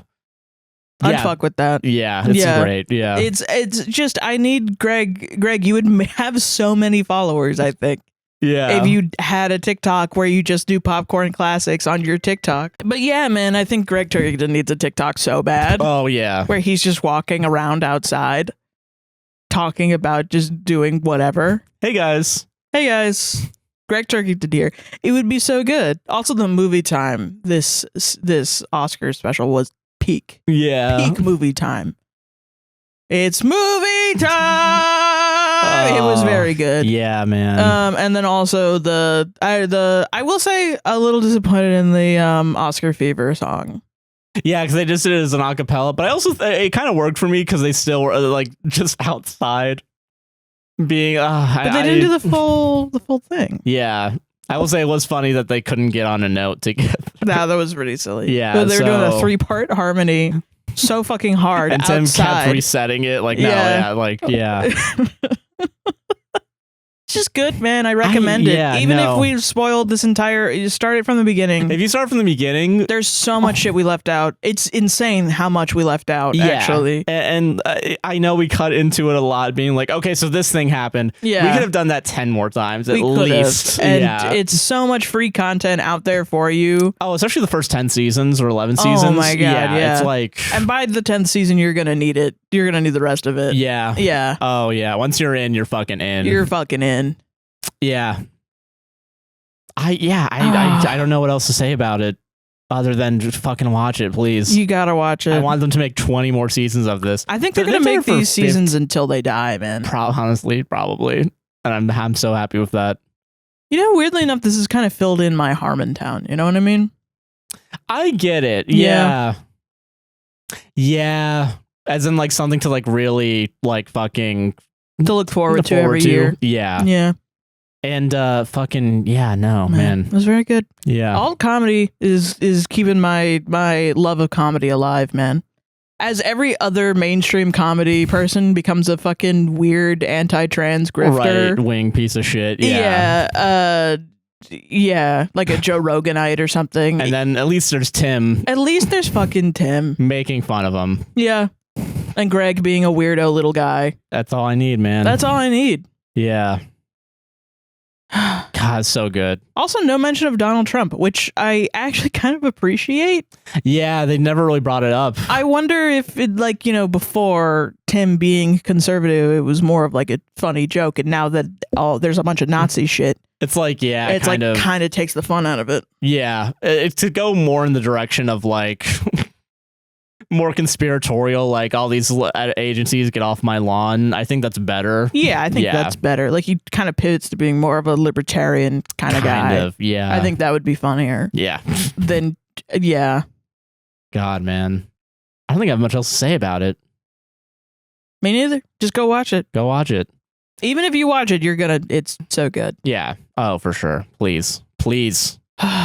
All right, real quick before ads, because I want to make this a recurring segment until we do the Severance. Mm-hmm. Oh, Severance theories. Severance theories. Just real quick, I want to bring one up because I talked about this one earlier. Yeah, but it's now expanded to be worse. Is it the iPhone thing again? Yes, it's the iPhone thing again. Okay. So people from last episode, spoilers for Severance, season 2, episode 7, very specifically right now. Yeah. Earlier, people thought Mark was a bad guy because he has an Android. Yeah. On a film guy's TikTok, a guy who I watch and I kind of enjoy watching his content. I think he's a good film reviewer. Yeah. In his comments, oh god, people, or not even in his well, actually no, it is in his comments now. People are now saying that Devin's actually bad because she had an Android and also wanted to call Miss Cobell. Right. Which I So we can't make mistakes. First of all, like characters can't make mistakes as characters, but No, without not them allowed. being, Unless you're, yeah. But also, what is it? They think now that she's a bad person because of the android thing specifically. And in the comments of that guy, I don't know why I'm like trying to defend this guy. I don't know, because he was like, I'd rather believe that Rickon's half goat. Yeah, which makes more sense. That does than make more fucking sense. Android. So I don't believe in it. In but the comments, people were like, "Well, she tried calling Miss Cobell, so bad." This is the Severance. The people watching Severance right now are pissing me off because I think I've seen one of the most pretentious takes I've ever seen. Yeah. Of it was on Twitter. This guy was talking about the transition in the most recent episode that was like a stuttering kind of transition, which ironically we watched fucking Ocean's 11 recently. Oh yeah, we did. And the scene where George Clooney is looking at Matt Damon on the train and it's kind of stuttering. Yeah, it has like that slow motion. Like slow motion from 24 frames a second. It was kind of like that in Severance, but it was about you kind of going through the halls of Lumen and looking up at a light and turning, and it was a transition into I think a Mark memory or something like that. Yeah. I saw a guy that was talking about how prestige television shouldn't use avant-garde techniques because making a reference without substance, i.e. not being in a richer text, like without the substance of a richer text, the avant-garde techniques fall flat and therefore cheapen these avant-garde techniques, so it becomes less of a homage and more of just an empty reference. And using Severance as that example is the worst thing. And also there are multiple times reading this inane thread where I'm reading it and people are reading it and they're responding with, "You make great points." What? He actually does not make great points. Yeah, can I think it's weird. I think this argument cheapens the idea of TV being art, which TV is art, and they should be allowed to do stylistic choices. Does using a key light mean I'm making an homage right now to Citizen Kane? And this is what everybody is talking about. Yeah, like everyone is responding to that saying it, and this person is responding by being like, okay, but you're not going to get me to like prestige television or whatever. And so like an actual TV pretentious asshole. Yeah. I found an actual one and it's bothering me that there are film nerds out there that are so up their own ass that they're stopping themselves from enjoying a really good TV show. Yeah. Because that, to me, I don't trust your film takes. Yeah, I think you should be able to enjoy good media wherever it comes from. Well, it's just like a jazz snob or like a classical music snob. If you turn your nose up at rap music. Oh, yeah, I don't. Yeah, I think you're racist. I think you're racist for sure. B, I don't trust any of your opinions about music at all. Yeah. And usually also, I don't know the exact reference that this guy's making because it was to a Japanese filmmaker. I don't know that very specific reference. I don't know either right now. Yeah, but yeah. Well, I don't even know the name. So I wonder if I said it, if you would know. But I don't currently right now. Yeah, I don't know what they're talking about, but I will say, like, since I am versed in classical music, if somebody that was a classical music person, I could usually ask them and be like, who are your top composers? They would turn around and say some basic ass shit.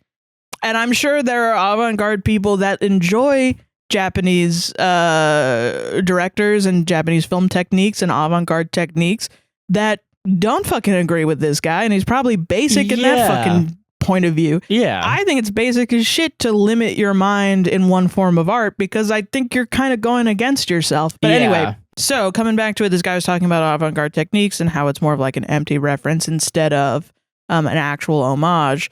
However, this man didn't watch the show. He only saw the clip. Really? So he doesn't know how the technique is actually employed in the narrative. Yeah. Because he knows nothing about the show. the technique actually does make sense in the case of Severance, because the stuttering, the stopping, the looking up at the ceiling of the basement of Lumen means something very significant between the mind and also the psyche and all these other things. Yeah. It makes absolute total sense. So the fact that this guy, and then he tries to get away from it by saying that he's talking about prestige television as a whole. Shut the fuck up. Right. Okay. And so, yeah, he becomes essentially, he's proving that he's essentially just saying TV bad, film good. At the end of it, and I know that's kind of a reduction of his arguments. I think. Well, I mean, that's where you're heading with that. Sorry. And don't misinterpret me. I fully disagree with his actual argument, even if it is just that. I want to talk about how this person, I don't know if they're a man or a woman. I'm assuming it's a man because of the audacity, but this person is talking about the Severance fandom being annoying. And it pisses me off that there are people so stupid that they make the people that don't watch Severance think that Severance is a dumb show. And then there are people so dumb that they don't understand Severance, and they make people think that Severance is a show so smart it's up its own ass. When really, Severance is just a good show. Yeah.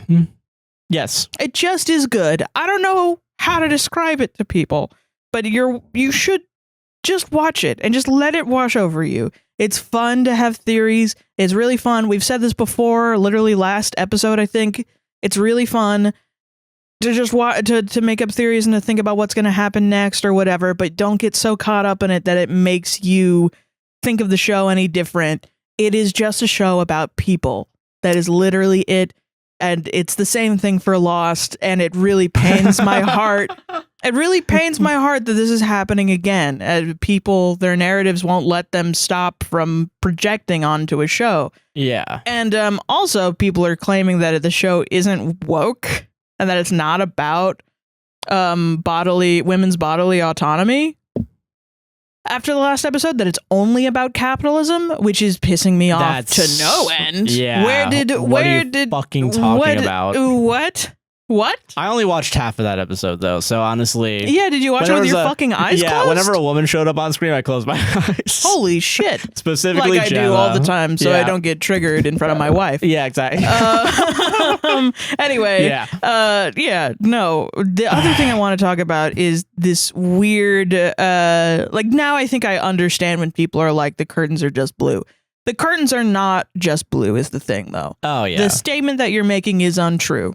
The curtains are blue for a reason in every form of art. Yeah. However, someone taking the curtains being blue and manipulating it for the narrative and obfuscating their language with longer, more difficult words. Yeah. Because they grew up idolizing intellectualism as a way to have power over another human being, as rather than a form of connection with other ideas of...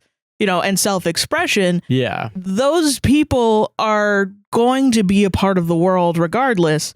I want you to have the tools, and I want you to have the tools to learn that those people are wrong, because they will be able to manipulate you if you don't.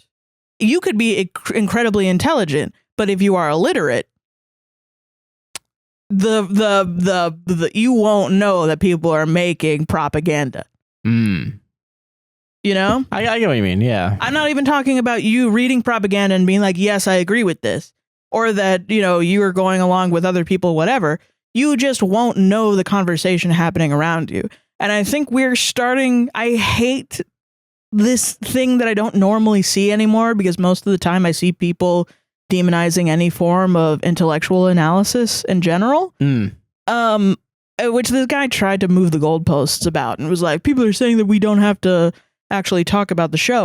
And I'm like, no, you don't watch the show. Yeah. So you don't know what's going on. Yeah. So you can't really talk about it. Yeah. Because you don't know what's going on. But you're incapable of saying that you don't know what's going on because you're an intellectual, you have to know everything about everything. You're a pretentious fuck. Yeah. And so now you're not going to watch the show to be right in your own mind, because you're a sad little man. Actually, you didn't watch the movie. This is very clearly the house that it was filmed in. This is why I'm a Greghead. Okay, so we need to stop assigning morality to intellectualism. We need to. If you are illiterate, it is not your fault for being illiterate. It is everyone else's fault for not teaching you. Yeah. And they've failed you because now you are not able to connect with ideas that I believe are a human right for you. Like, you know, I believe you should have a seat at the table. I believe every single human being should have a seat at the table of ideas in a book, in a classic piece of literature, in a movie, in a TV show. And the idea that you are not able to dissect these things because of your intelligence and because you somehow did something wrong, I think is fucked up. You did nothing wrong. You should be allowed to be here. You shouldn't have to pay your indulgences to get into movie heaven. No, you should fucking be able to just go to church and read the Bible. The Bible should be translated into a language that you can understand, and you should be taught how to fucking read so that you can actually talk with people around you and create your own ideas. We should have that. Just like the people that know how to read are not better than you. Yeah. And they shouldn't fucking act like it. And they shouldn't turn around and say, oh, you're illiterate, I'm better than you. You should just learn how to whatever. And even if a true intellectual will turn around and look at you and say, oh, you don't know how to read, let me teach you. Yeah. But the thing is, they're not actual intellectuals. They're assholes. They don't even know. I would argue they don't even know how to read. They're functionally illiterate. They just memorized words. Yeah. And that's a very big difference from... You can, if you don't understand the meaning behind words when they're strung together.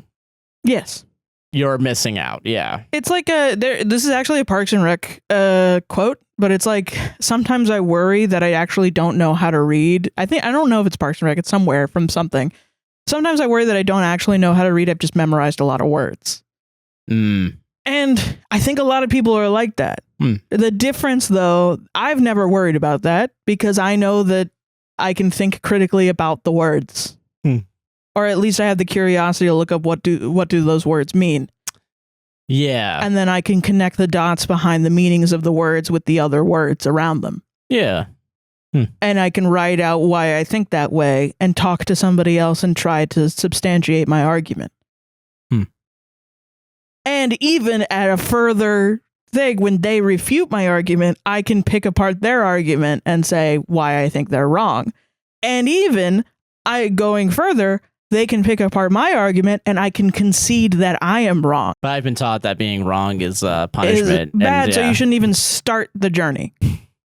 You shouldn't even watch the TV show. You shouldn't even watch the movie. You shouldn't even read the book. You shouldn't even know how to read. Yeah. You shouldn't even have access to books. I know you haven't brought this up because it's not necessarily included, but I kind of feel this way about like people who just listen to music without listening to the lyrics of it. Yeah, I know so many people. Yeah. Like when I was working at Universal, like there was one person very specifically, and I probably told the story, was like, yeah, I don't care about the lyrics, and it's like, and well, I think if a piece of music has lyrics, I think fully understanding that piece of music is part of it is knowing what the lyrics are. Yeah. But I don't want to dunk on any piece of music that doesn't have lyrics. No, yeah. But even people that listen to classical music, I think sometimes are like that. Like they'll listen to a Tchaikovsky piece, but they won't know that Tchaikovsky was likely gay. And if you don't have that context, you can't really get the emotion they don't that know the music invokes. Yeah. Like context behind, like we were listening to Mahler's Ninth, one of my favorite parts of Mahler's Ninth. And Mahler's Ninth was specifically about anxiety of death, because most people, when they write symphonies, they can only write 9 in a lifetime. And Mahler was working on breaking that record and writing the beginning of his 10th. And it got through like, I think a quarter of it or half of it before he passed away. So a lot of Mahler's Ninth is about the anxiety of dying, but also the wanting to live.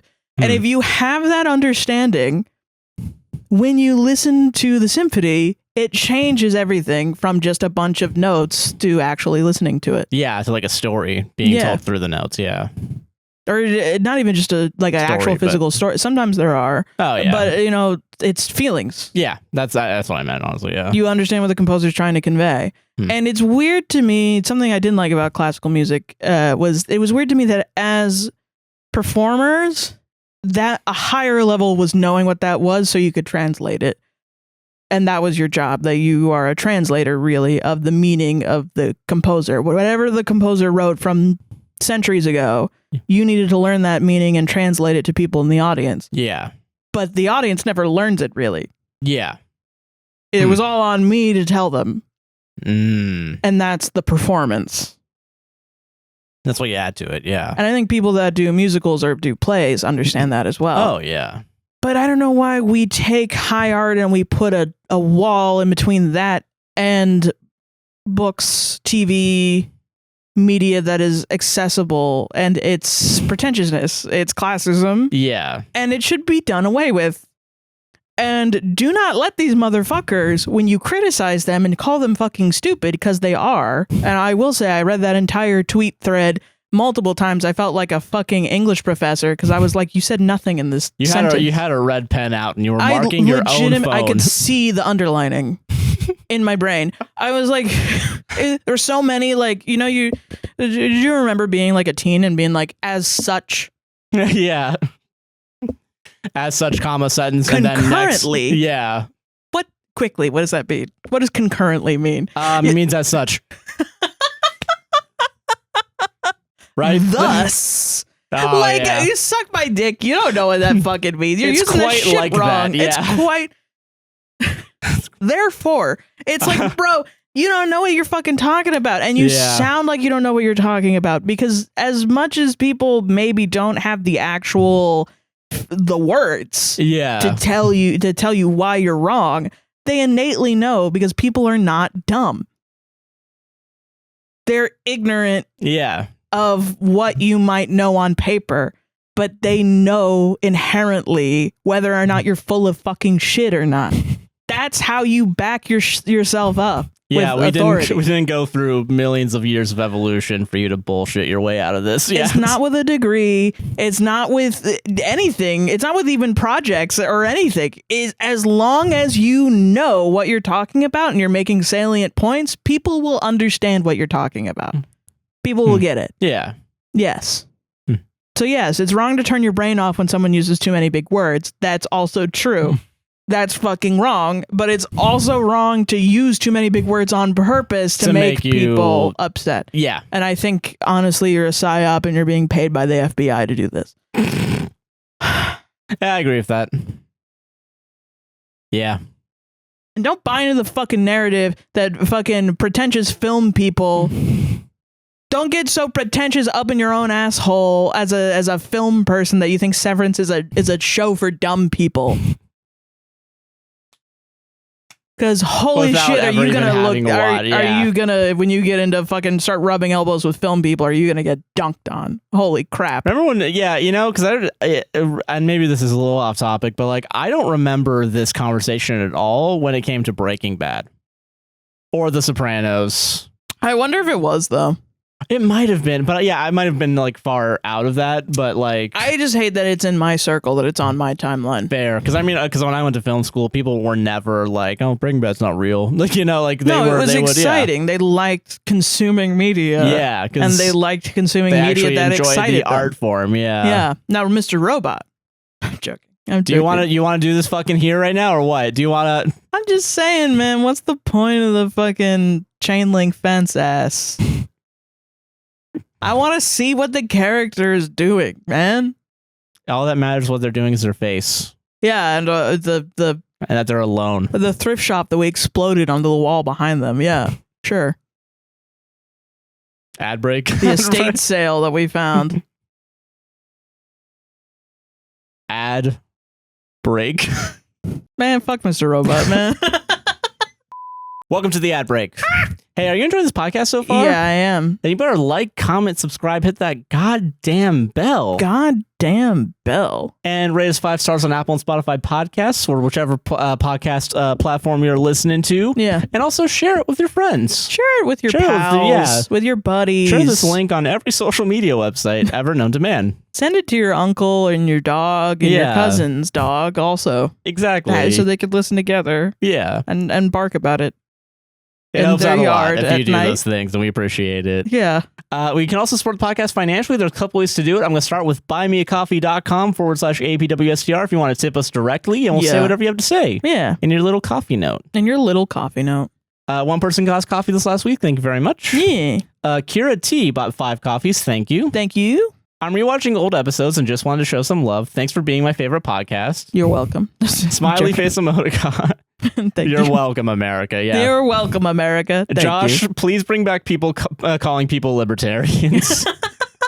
You got it. That was a good I didn't do it this episode, but we did mention libertarians. Yeah, with Tim Heidecker. Yeah. So okay, never mind. Okay, we're bringing it back. We're easing it back into it. Yeah. Thank you very much. Yeah. Thank you so much. Yeah, those old episodes, man. They were good. Thank the bus driver. Yes. If you want to support us on a monthly or yearly basis, you can go over to patreon.com/APWSTR. Mm-hmm. There is ad-free exclusive releases, early releases when we're able to do it, and access to the Discord where we also host our book club. And this month we're reading Terry Pratchett's Morts. Yeah. I started reading it. Yeah. It's a lot already. Oh God, I gotta read this week too. So it's definitely some of his it's very irony pilled right now. Oh, okay, fair. And it's a little bit. I was reading it and I was just disassociating because it was late at night and I was like, I gotta reread all this shit. Fuck, he's too smart for me. God, I get that. Yeah. Other ways to support us financially, we have a Venmo account that people have been asking. Someone asked for a Venmo account like 2 weeks ago. Yeah. So it's up. APWSTR or a podcast will save this? I think it's a podcast will save this. All right, it'll be down in the description. It'll be in the description. Don't just send us money. Go and click the link and go and click the link to see where it is. Yeah. Check out that's in the description. We have our throne wish list if you want to help buy us equipment that we need for the podcast and stuff like that. We also have cameos, both of us, if you want to get a nice little video for someone's birthday or just a little celebration. Yeah. Do you want to tell me your Am I the Asshole story? I'll give you my reasoning. Yeah, exactly. I'll do it. Yeah. I don't give a fuck. Yeah. We have mutual aid links as well. Sarah, if you want to talk about that for a second. Oh, yeah. We got mutual aid links down below. It's Palestine, Sudan, Congo, Lebanon. I believe we also have red cards, which are cards that translate your immigration rights when ICE comes to your door. From English to Spanish or French. It's like every possible language. I don't know if it might be not every possible language, but most languages. But yeah, you just print them out and then you hand them to the people that you think need them, or you can just print them out, cut them out, and put them at local hotspots, and it's a pretty easy way to do some local community stuff. Yeah. And help your community stand against illegal deportation, which sucks ass. So we got that. We also got, I think, still LA wildfires and also hurricane stuff. Because from what I know, I think people are still having GoFundMes there. Yeah. They're like family GoFundMes and things like that. And that's pretty much stuff. I'm trying to think if there's anything else. Merch. Also, our proceeds from the merch are going to PCRF. Yeah. I'm not wearing the merch right now because I have a back design, and we're so back. It's really fun. Yeah. All the shit was made by Midgellyfish on Tumblr. Yeah. That's MIDGEY. GELLY. Yeah, sorry. GELLY. FISH. I think so, yes. Yeah. And not PHISH. But it'll be in the link down below anyway. Yes, it'll be in the merch. But they're really cool. They're really good. Yeah. And they're really comfy. They are, honestly, yeah. I'm trying to think if there's anything else. Probably not. Nope. I think that's everything. So, well, Straight River Coffee also, they wanted to give us, they wanted us to say that they have closed down, unfortunately. Yes, Straight River Coffee is closed down. Yes, so if you go and you try to get any more coffee, the site doesn't work. It does not work. Unfortunately, they had to close down for financial reasons, but they wanted to thank our audience for supporting them as much as they have. Yeah. And they wanted to say that they really enjoyed working with us and doing the coffee. I enjoyed working with them too. So yeah, thank you, Hunter, and thank you stay. Thank you guys so much. You guys have been awesome to work with. Yeah. And Godspeed on your next ventures. your Good future luck. endeavors. Yeah. But I think that's everything. But everything for sure is in our link tree. Yeah. Enjoy the rest of the episode then. Yeah. Bye. Reddit time. Reddit time. Let's go. Let's go, gamers. Okay. All right. This is from Best of Reddit updates. It's a bit long, but Okay. I think it'll be good. I like that you're doing this is to venture out because I do one day want to do a subreddit drama one. So really? Hell yeah! I'm waiting for the perfect one. Okay. Hasn't happened yet, All but right. I'm waiting for it. Yeah. Am I the asshole for being at my breaking point with my husband's made-up language? Ooh. Okay. If you don't know Best of Reddit updates, it compiles those Reddit relationship ones or relationship stories that have updates and shit, And it put it all into one nice little document. yeah, and it has like important information from comments and shit like that. So yeah. Am I the asshole for being at my breaking point with my husband's made up language? Originally posted to Am I the asshole? Trigger warning, manipulation, emotional abuse. Okay. It's also good for trigger warnings, honestly, That's nice, because they put that in the post. My other half has always been a bit goofy, goofy, sorry. Groovy, not goofy, baby. That's not a thing. Okay, I'm going to start again. My other half has always been a bit goofy, giving his own names to things and doing impressions. About 18 months ago, this started to increase a lot. It's now a constant presence in our lives, and I'm finding it difficult to live with. Examples. He has his own name for most retail outlets, professionals, organizations. Eat your greens for Walgreens. Okay. Sharts and gobbles for Barnes and Noble. Okay. That one. These Not aren't really rhyming. working. Yeah. No, not really working. Scupper. Oh wait, sorry, I have to do this. Scuppers with a rising whistle at the end. I can't whistle. For yes. Bing with a descending whistle for no. Bagayaya for good night. Okay. Okay. All right. Sorry. He Okay. constantly does weird sound impressions, not like celebrities or characters, but a single noise that's a made-up sound or something childish, like a fart from a children's TV show. When you date Mark Proch. Sorry. Continue. Sorry. Right. Yeah. Honestly, thinking about Mark Proch doing this is making me more amicable to the boyfriend. Yeah. Yeah. He speaks random words like garbage or douchebag while burping or farting. He has made up names for our friends, which he uses sometimes, even under his breath when we're out with them. Pam and Will is Pig and Wig. If I was Pam, I would be mad at being called Pig. I'd be called Pig. Yeah, that's a little wild. Yeah, I've just had enough. We got into bed the other night, and I said goodnight, and he said bagayaya in the high-pitched voice he always does it in. I snapped and asked why he couldn't just speak to me normally. And he just laughed and came right up close to my face and did it again. Whoa, okay. I imagine it's like, Bagayaya. Like just whispering it. Bagayaya. Like that, you know? His whistling is constant. I will say Bagayaya is kind of awesome. Yeah, like it rolls that off the one. tongue, but listen, just because one of them's working for me I know. doesn't mean the rest of them are I really working. don't like Scuppers and Bing. Yeah, Bing. Bing. Yeah. Scuppers. Don't like that. Yeah. His whistling is constant. He speaks to our kid in the stupid language, and I'm worried it's going to confuse normal language development because he changes the words so often. Our toddler could be about to hurt themselves, and instead of saying no or come here, he'll say some ridiculous made-up word or sound and then gets annoyed when our kid doesn't know what he wants. Bing. Can you imagine? Yeah, your kid. Like, Bing, bing. I don't know, What? man. I'm just your babysitter. He's normal in other respects, works in finance. Crazy. This is the person running my fucking stock portfolio. Yeah. You're not a fiduciary, are you? Because dude, slipping up at a meeting and being like, "All right, Baba Yaga." Sorry? Bang. I mean, no. Sorry. I don't know. I guess it doesn't really make a big difference. Works in finance and is totally professional around his callings, but different in a home. I told him it needs to stop. I don't mind it occasionally or for fun, but it's all the time and it's wearing me down. I can get that. He got upset and said I couldn't take a joke and that I'm not fun anymore. All right. Okay. All right. It's true that I've become more irritable and noise averse since we had kids, but I'm so worn out and over it and just want him to relate to me like an adult. Now you might be like, Sarah, he's autistic or something. Okay. which it's not my first leap, but some people did say that. Okay. Which is kind of the good thing of Redditor updates is that we have some, we can respond. Okay. Yeah. Okay. Edit to answer some of the frequent questions. I do not believe, but I'm not health qualified, that he displays any symptoms of Tourette's, autism, neurological disorders, etc., and hasn't ever done despite this.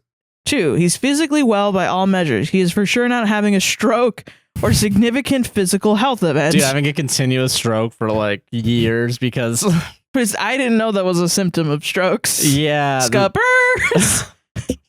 That's wild. Yeah. Oh my God. Yes, I can see this could be a reaction to stress. I do think maybe. That makes more sense. Especially if it's getting more frequent. Yeah. 4, for those asking why I married him, he did not do this to this extent before we had kids. Occasionally, yes, with an occasional name or words, but not this regular. He is an amazing in many ways, and this one thing is now too much for me.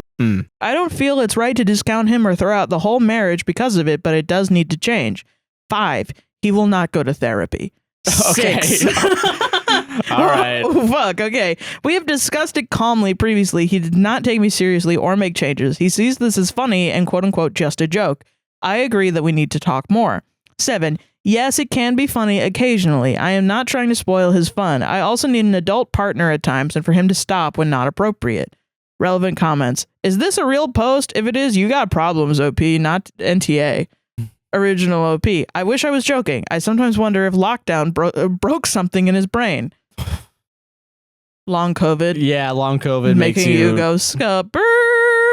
Honestly, that's not the worst thing long COVID can do to you. So listen, I'd take that. I would rather have that than decrease lung capacity for the rest of my life. Yeah. Whoa. Okay. Jeez. I mean, but like, okay. Okay. Not the asshole. I do this kind of stuff a lot. Mostly, this is a comment from somebody. Not the asshole. I do this kind of stuff a lot. Mostly the one about imitating stuff from shows. I quote random TikToks all the time, make weird noises to myself, etc. But I'm more than capable of cutting it out if I have to. I used to say my guy all the time until it became a habit, quote unquote. I don't know about that one, my guy. All right, my guy. That one specifically drove my ex up a wall, and when he told me he hated it, I made a concentrated effort to stop saying it. The fact he doesn't do this around other people shows he's more than capable of knocking it off when required, and that he's aware, at least on some level, that he's doing it. Yeah. The only thing I can suggest, given that your husband doesn't seem receptive to an adult conversation, is that you refuse to engage with him unless he speaks properly. Like if he says scuppers or whatever it was, just act confused and say, sorry, was that a yes or a no? Basically, don't react to these weird made up things he's saying and show him that you're not going to play ball anymore. Original OP, thanks. Yes, I think this is a plan. It's been going on for so long now that I don't often have to ask for a translation anymore, so I tend to still reply to his nonsense. I'm going to stop answering unless he speaks normally. Another commenter, no asshole here. Have you spoken to him directly about the fact that you noticed he's doing this more often? Is it possible he's falling into this silly type of thing to cope with other stresses? I completely understand being annoyed by it, but if the frequency has increased, there's certainly a reason for it. Maybe giving him the opportunity to open up about this in conversation as opposed to a response to you snapping will shed some light and make things easier for everyone involved. Snapping? Yeah, that's a little okay. Original OP. Yes, loads of times. A few months ago, we had a serious but calm discussion about it, and I told him it was too much and I couldn't take it all the time. He said he didn't notice that he was doing it, so I started pointing it out, and he got fed up and told me I was being way too picky. I just can't take it anymore. I'm sick of reminding him to not be so gross, burping and making weird noises whilst we're having dinner, and the high-pitched sounds make me want to claw my eyes out. He even does it whilst I'm trying to settle our toddler for bed, which just gets him all hyperactive and hard to settle. Okay, yeah. Yeah, if it's causing really, I don't care. As if it's long not as causing problems, but it is. It is. Yeah. Yeah. So, yeah. Jeez, man. Yeah. I mean, I have friends that have echolalia and stuff like that. Oh, yeah. Where I'll say something and, oh my God, what was one? Oh God. We play Faz and one of the ghosts is a yokai. Oh, yeah. This is more of me because my friend said it at one time, but we got a yokai as a ghost, And she goes, yokai dokai. Now, every time we have a yokai, I go to myself. I say yokai dokai. We have a lot of echolalia with that bounces off of each other. And it can become essentially just us repeating things. Yeah. But it's, I don't know. It's not like if someone was like, hey, can you not make that sound anymore? I would be like, oh, yeah, sure. Yeah, and I would try to figure out a way to not do it, even if it's hard. But I do want to say there's probably people out there who it would be extremely, if not impossible, to stop. Oh, yeah. No, I get that. But it seems like that's not the case with this guy. Because if he's able to stop it with other people. Yeah, why won't he stop it with you? Yeah. Yeah. And also, like, I mean, I get you probably don't want a mask at home, but there's also like if your toddler's up at night, that's going to cause significant stress on the rest of the week. Yeah. Like, you know. And if you're doing this because you're stressed, like you're using your made up language. You're essentially just putting the stress all on your partner at that point. Yeah. Yeah. So like maybe it's like, and also there's no room for compromise. Like he won't go to therapy. Yeah, that's so wild. And every time she points it out, he's like, no, fuck you. You're not. It doesn't say fuck you, but he's like, you're too picky. I'm just joking, quote unquote. Which, I mean, we hate the I'm just joking defense. Yeah, no, that's, Ugh. Okay, somebody commented, not the asshole, but kinda. Why would you have a kid with someone who refuses to act like an adult? Oh my God. Sounds like he is 12, original OP. He did not act like this before we had kids. He's an amazing person in many ways, but this is a newer thing that is grinding my gears. Someone else asked, is he high? OP says, no, I'd be willing to bet our life savings on the fact that he's not taking drugs or drinking. It's pretty constant throughout the day. Thank you, though. Oh, poor OP. Yeah. Original OP added this to a deleted comment. Thank you. He's always been a big kid in some ways, but never like this before. He's not the loud, obnoxious type, not one for sports night with the boys, etc. It's like it was a small quirk before, and now it's taken over his personality. I think he'd blow up if I suggested it was mental illness, though. Verdict, not the asshole. Okay, and now this is an update. So 8 months later. Whoa, okay. On the same post. Update. It's been several months since I posted this, so thought I'd come back and update as requested. He eventually agreed to get checked out, confirmed neurotypical, and no other health concerns. Whoa. We were referred for marriage counseling, and he wouldn't go. What? I ended it, and am slowly rebuilding my life. Honestly, this post was just the tip of the iceberg, and I'm exhausted, but glad to be out. He also ended up really insulting our close friends, and it all spiraled into complete hellfire. And that's the entirety of the update. Fuck? This man ruined his marriage over silly Billy noises. Yeah, Bing, man. Bing, man. I love silly Billy noises. Yeah, me too. I've gone on record to say that clapping is fun. Yes. But don't. There's a limit. You had a wife and a kid, man. That's more important. Yeah, I would stop saying things if my wife was like, hey, can you stop that? When I got to confirmed neurotypical, I saved this shit to my phone. That is... Honestly, like I think it's okay. Yeah. I'm more down for neurotypicals to get silly Billy. Oh yeah, to have silly Billy time. No, that's neurodivergence. We have a fucking patent You're on it. You're not allowed. My culture is not your costume. No, I'm joking, but it's not okay. I don't think so. That your wife is bringing. I think anytime your wife brings up an issue with you and you immediately shut it down. Yeah. Before talking it through.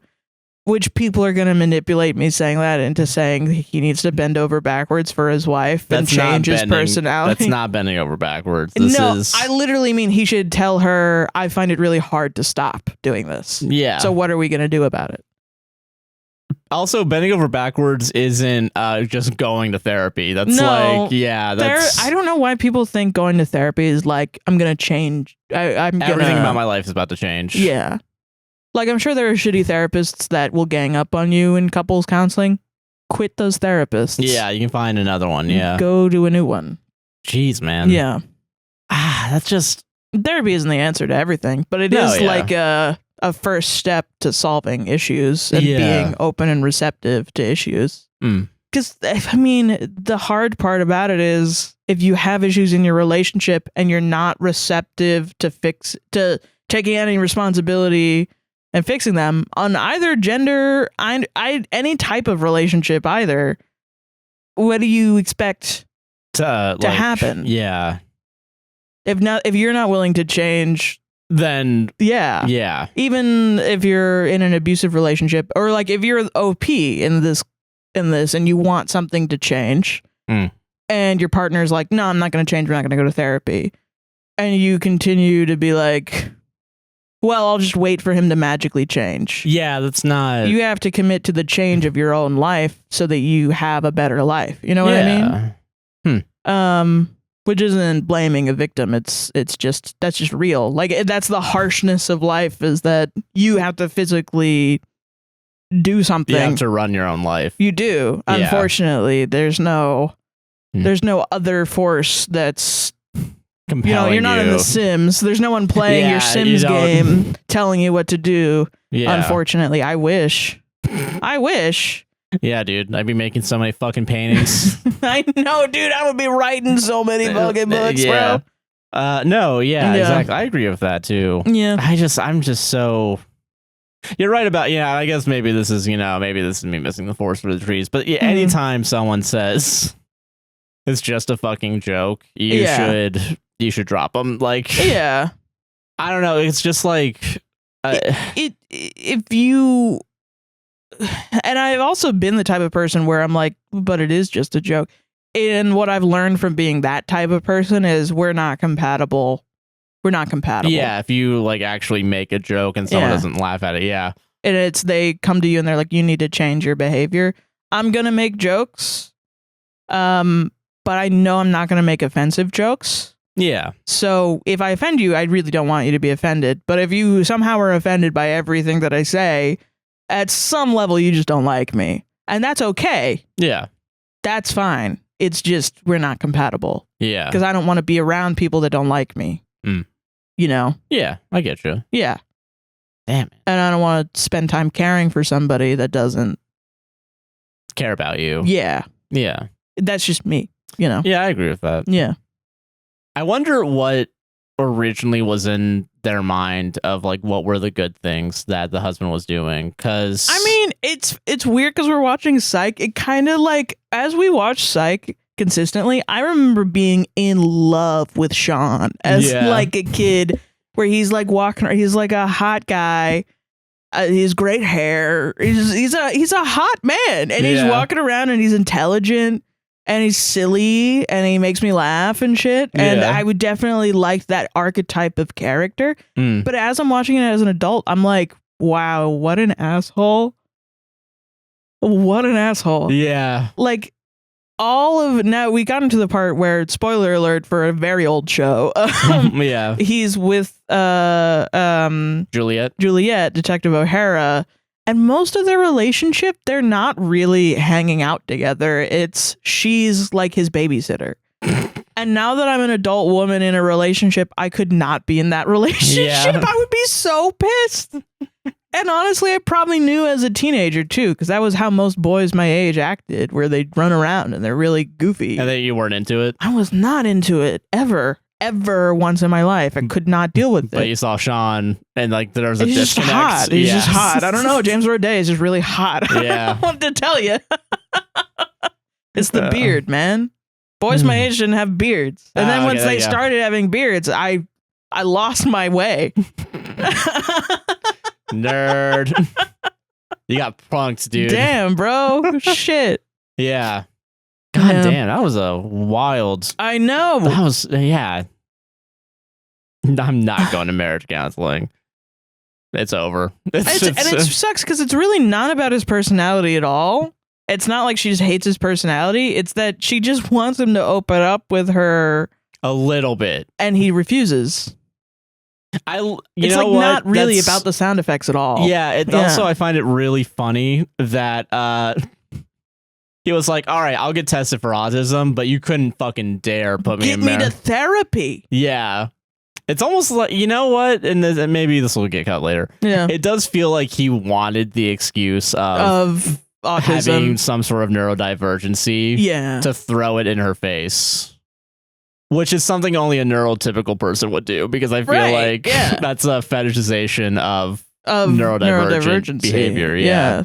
Is that controversial? I feel like that isn't. I think the controversy would be he's neurodivergent anyway. They just messed it up, the testing. That's more controversial because I see all the time people that are like is it acoustic kind of crowd are like people that are cosplaying autism. Everybody wants to be autistic, which is just like not true. No, yeah. I see that more personally. I think that's in our ableist ass society. I think that's quite an ableist point of view, and I see that as more common than just people believing in self-diagnosis of autists, you know, or just even at all listening to the autistic community, which I'm positive there are people that are autistic that do this, but also, I mean, I don't know. I feel like if your wife came up to you and you're autistic and they'd be like, hey, you make these sounds a lot, can you not? I don't think they would be like, fuck you. I think they would be like, oh my God, I'm so sorry. I can't help it. Yeah. Because most autistic people I know react that way. And not to say that there aren't rude autistic people. I'm sure there are. No, yeah. But like, I don't know. Most autistic people I experience in life are kind people. Yeah, so but, like, some of them are bitches. Maybe he's the first autistic bitch I've ever met or heard of. I don't know. Yeah. It's just, I'm happy that she's doing better though. Yeah. They're doing better. Good on her for having the strength. Yeah. It's really hard to uproot your whole life. Yeah. Can you imagine? Just because your husband won't stop saying scuppers. Personally, I wouldn't throw my life away for just scuppers. Yeah. Bing is really bad. Bing is like that's probably the worst one of them. You know what's okay? Here's the comedy bit of it. Okay. What would be a better one? Like something more applicable to the ear. Like, you know what I mean? Like, just change out Bing for like ding. Ding. Aw, ding. Ah, ding. Ah, ding. That's close to dang. And also close to our famous bit, homophobic CinemaSins. Yeah, so we get a cut. Yeah, we would get a cut. Because every time you say ding, we get a cut. God, I wish. Someday. If only the internet was on right now, we can keep it tracked. Yeah, sorry. Fuck. Or just like, okay, what about scuppers? Yeppers? Well, okay. Yeppers? You know what this is now? This is just millennial posting. I don't want to throw you a whole generation under the bus. You're gonna get them mad by relating that doggo pupper to scuppers. They have the same fucking ending. Not to scuppers, to autism. You're gonna get in hot water because those motherfuckers love puppers, but they hate autism for some reason. Those are the ones that I keep seeing that are like, ew, self-diagnosis. I love my puppers. I can't stop saying puppers and doggo. And I'm like, oh, okay. Man. I think you showed me originally the Kyle Gordon millennial song from the 2010s. Oh, yeah. He's been making just regular TikToks where it's like things that were on t-shirts and it's I like bacon, like shit like that. Yeah. And I'm just thinking of that right now. Yeah, I'm bacon guy sorry. That had like the bacon coffee with the bacon candy. Yeah, I got a degree in baconology. Yeah. Degree in baconology. I think it's one of the ones they said. Yeah, like, bro, I can't have cheeseburger. Guys, all I'm saying is we have evolved as a society. It was fun. I was there. It was fun. I liked I was there. I went on Advice Animals every day until it turned into just liberal essay posting. Yeah. But yeah, man. It was fun for a little bit. I'm not going to deny it. Yeah. I was there too. It was fun. Yeah. It was great. That was how I brought up Strong Bad. Yeah. Strong Bad Email. Homestar Runner. Yeah. That's good. That's art. Yeah. I think that's art. There's some things, though, we can just leave in the past. You know, we can just scoop them under the rug a little bit, you know? I have been getting rage baited. This is a very specific type of rage bait for me. Okay. And I think it's very funny. And I think you're also maybe gonna be a little bit rage baited by this. Okay. I have recently on Twitter, people are trying to defend hipsters by saying, someone said everything that hipsters were into that they were shit on back then are now popular. Like records, coffee, like artisan coffee. Do you guys remember the shutter shades? And the fedoras, man? There's other aspects that we can forget. And the infinity scarves.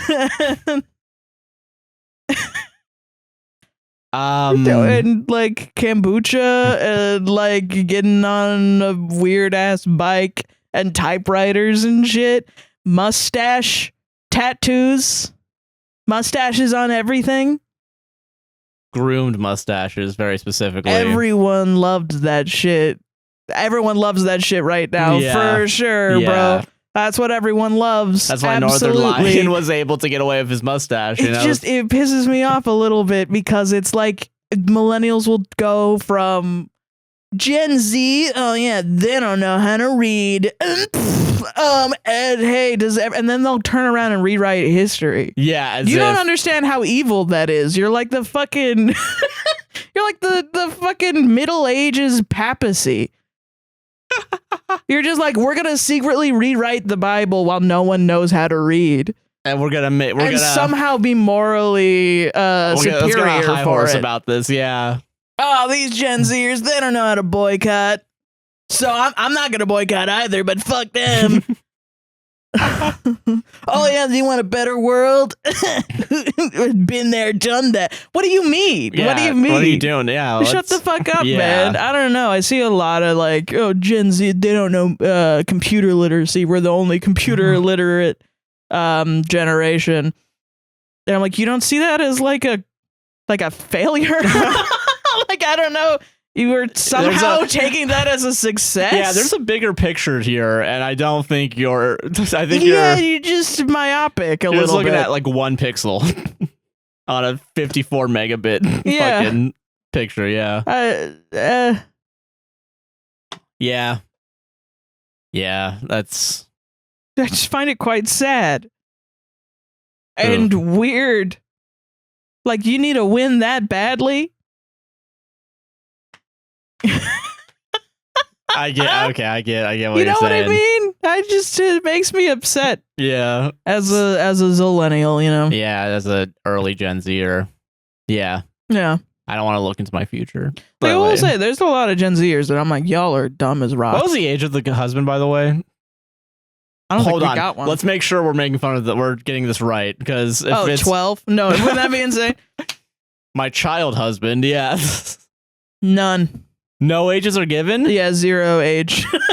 He's age 0. Because I was going to say, like, well, wait a minute. Maybe this is Gen Z. Maybe he's older. I don't know. Yeah, I don't know. Weird.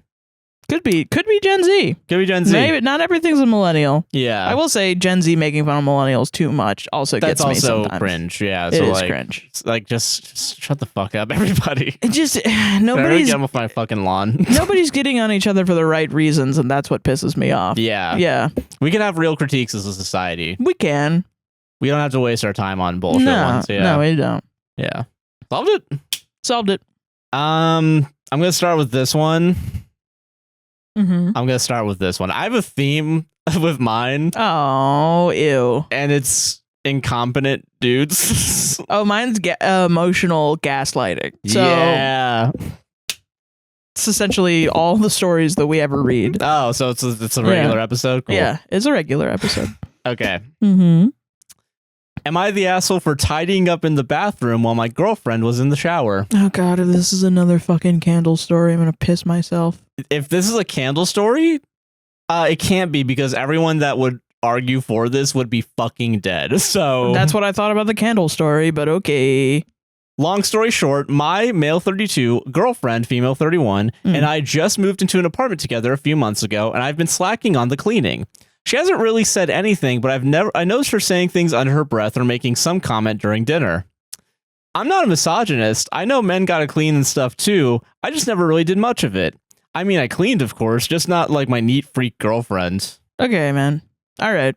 Just start taking notes, everybody. Just keep these little things. I was fine with this up until neat freak girlfriend. Yeah. Just for everyone to know that's judging me right now. Yeah.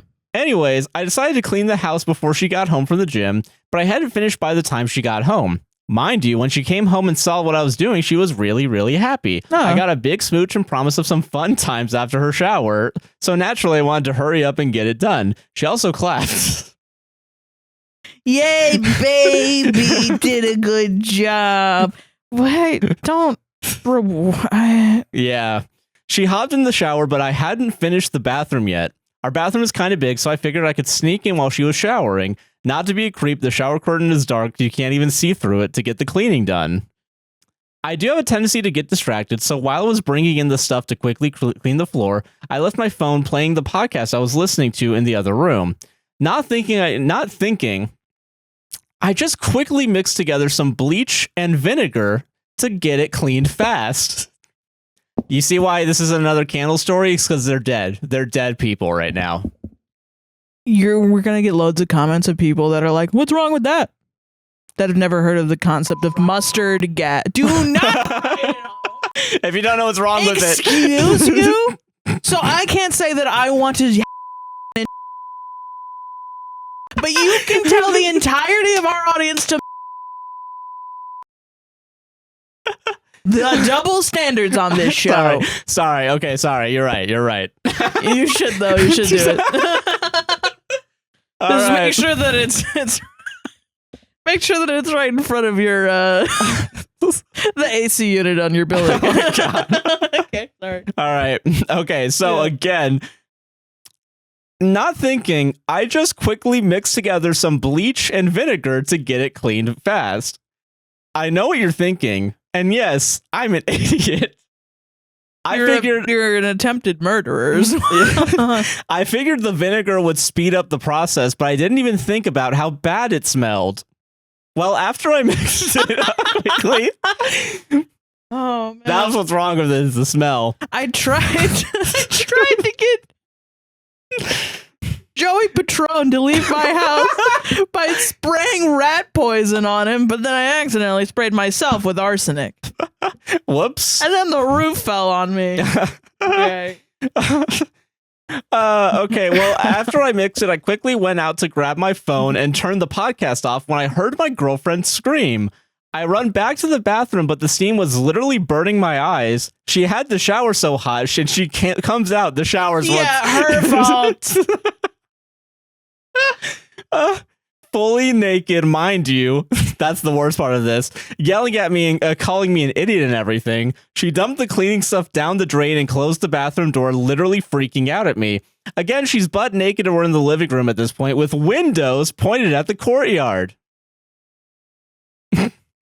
Sorry, that's just priorities. Long story short, she's on her patio crying and told me she's not mad at me, but she needs time to heal. She needs to be mad at She needs you. to be furious. And so I should probably drive around for a bit. So now I'm sitting in my car wondering what the hell I did to upset her so badly. Am I the asshole? This is rage bait. This has to be rage bait. I will say I did put it. I'm now double checking, make sure my stories aren't AI. This one's at least not AI, apparently. So okay, someone wrote it. Whoa. Listen, I took the bait. I don't care. I'll admit that. I took the bait. I don't give a shit. This thing. Don't make mustard gas, children. Don't make mustard gas. Don't mix bleach and vinegar, I guess, is bleach and ammonia specifically. Yeah. I think people are this stupid, though. Yeah, I mean, think some people are this stupid. I think some people accidentally. I mean, they make those cleaning videos where they just put everything together. Oh yeah, and there's if you watch 5 Minute Crafts, you're probably gonna make a nuke at some point. Do it. Yeah. Well, there's a guy that stitches those. And it's like, all right, stopping the TikTok when the person makes mustard gas, and it's like, pink shit, bleach, and then he yeah. and it's like, yeah, no, it's crazy. Don't do that. Do you remember when they also would make like the little sand metal things? Like they made a quote unquote adapter. Yeah, and it was like, put this metal thing in your wall. Yeah, wall plug. Yeah. Oh my god. Yeah. Anne Reardon also, she's a YouTuber that scientifically debunks those, and also like says like whether or not they're safe for children to watch or something like that, and talks about it. She's really good. Yeah, man, don't do that. I don't even know what to say about it because I don't want to wish death on this guy. Because I think it's really sad to die from mustard gassing yourself. Yeah. I just think it's she really needs to be more mad. She needs to get out of that. I think if you accidentally tried to kill me and then you were mad at me, I think that's a clear cut. I don't care how long this relationship is gone. It's done. Yeah. That's you. I don't know. To be fair, I have freaked out over less, like the Mercury. Yeah. So, like, I mean, fucking. No, you're quite safe. That's I try to be safe. One of the things I genuinely really like about you. Dude, fucking, whenever I clean, like, sometimes I'll use different cleaning supplies and I go, like, okay, is this bleach? Is this not bleach? Is this bleach, not bleach? Yeah. And I'm like. I never really mix cleaning supplies, if I'm honest. Yeah. I think the only time that, like, I even stopped doing it, but your mom nicely gave me a thing of like bleach and water solution that I would use, and then I would freak out for like days. The surfaces having bleach on them. Yeah, and I would genuinely like sometimes I'll like pour something and I just like I take a step back like, okay, we're good. Okay. Yeah. Where did you learn the mustard gas thing? It's probably not mustard gas. I'm saying mustard gas is like a hand, just like a. But I know it'll fucking kill you, or it'll knock you out. I will say, people say basically created mustard gas in the comments. Yeah, but it's not. It's probably named something else. Yeah, especially with vinegar. I'm assuming it's something different. Whatever. Yeah. It's weirdly, I think it's King of the Hill. I think that meme of Peggy Ann telling people, I tell them to mix the bleach and then just finish it off with some ammonia. Really funny. And then it's Hank going, that's mustard gas. Yeah. That I learned it from a horror game called The Cat Lady. It was when I was a teen, because in the game you have to kill. You're kidnapped by these like serial killers. And then you have to get out of it, and in one of it, she tricks a guy into she like gasses him with mustard gas by mixing these two things. Jesus. And so I was like, oh, don't do that, I guess. What the fuck? Yeah, but I always wondered too about even saying it, if that's knowledge that should be gatekept from media, because I don't want children to be like, oh, wow, chemistry. You know what I mean? I always worry about that. I get it. But like, also, if you don't know, you need to know about it. You need to know about it. In case you accidentally do it, I guess. Yeah. Anytime, and honestly, I do freak out anytime something says, hey, be careful about the fumes. Yeah. And it's like, fumes? Yeah. Oh, fuck. Do I need to go get a fucking mask right now? Like, yeah. Yeah. Yeah, I mean, most of the time, or you should be doing it outside or something. Oh, yeah, true. Yeah. Fucking... Wow. I'm sorry, just you're right. It's so Tim Heidecker, Greg, and Mark filled. Like, it really is like. What was in this shit? Fucking arsenic? Yeah. Holy crap. Oh my god. And the shower makes it so upsetting. Yeah. Jesus, man. Okay. Well, moving on. Solved it. Yeah, don't do that, guys. I don't even know what to say. I was stunned into fucking silence. I think you should break up. You should at least. Maybe actually press charges. I don't know.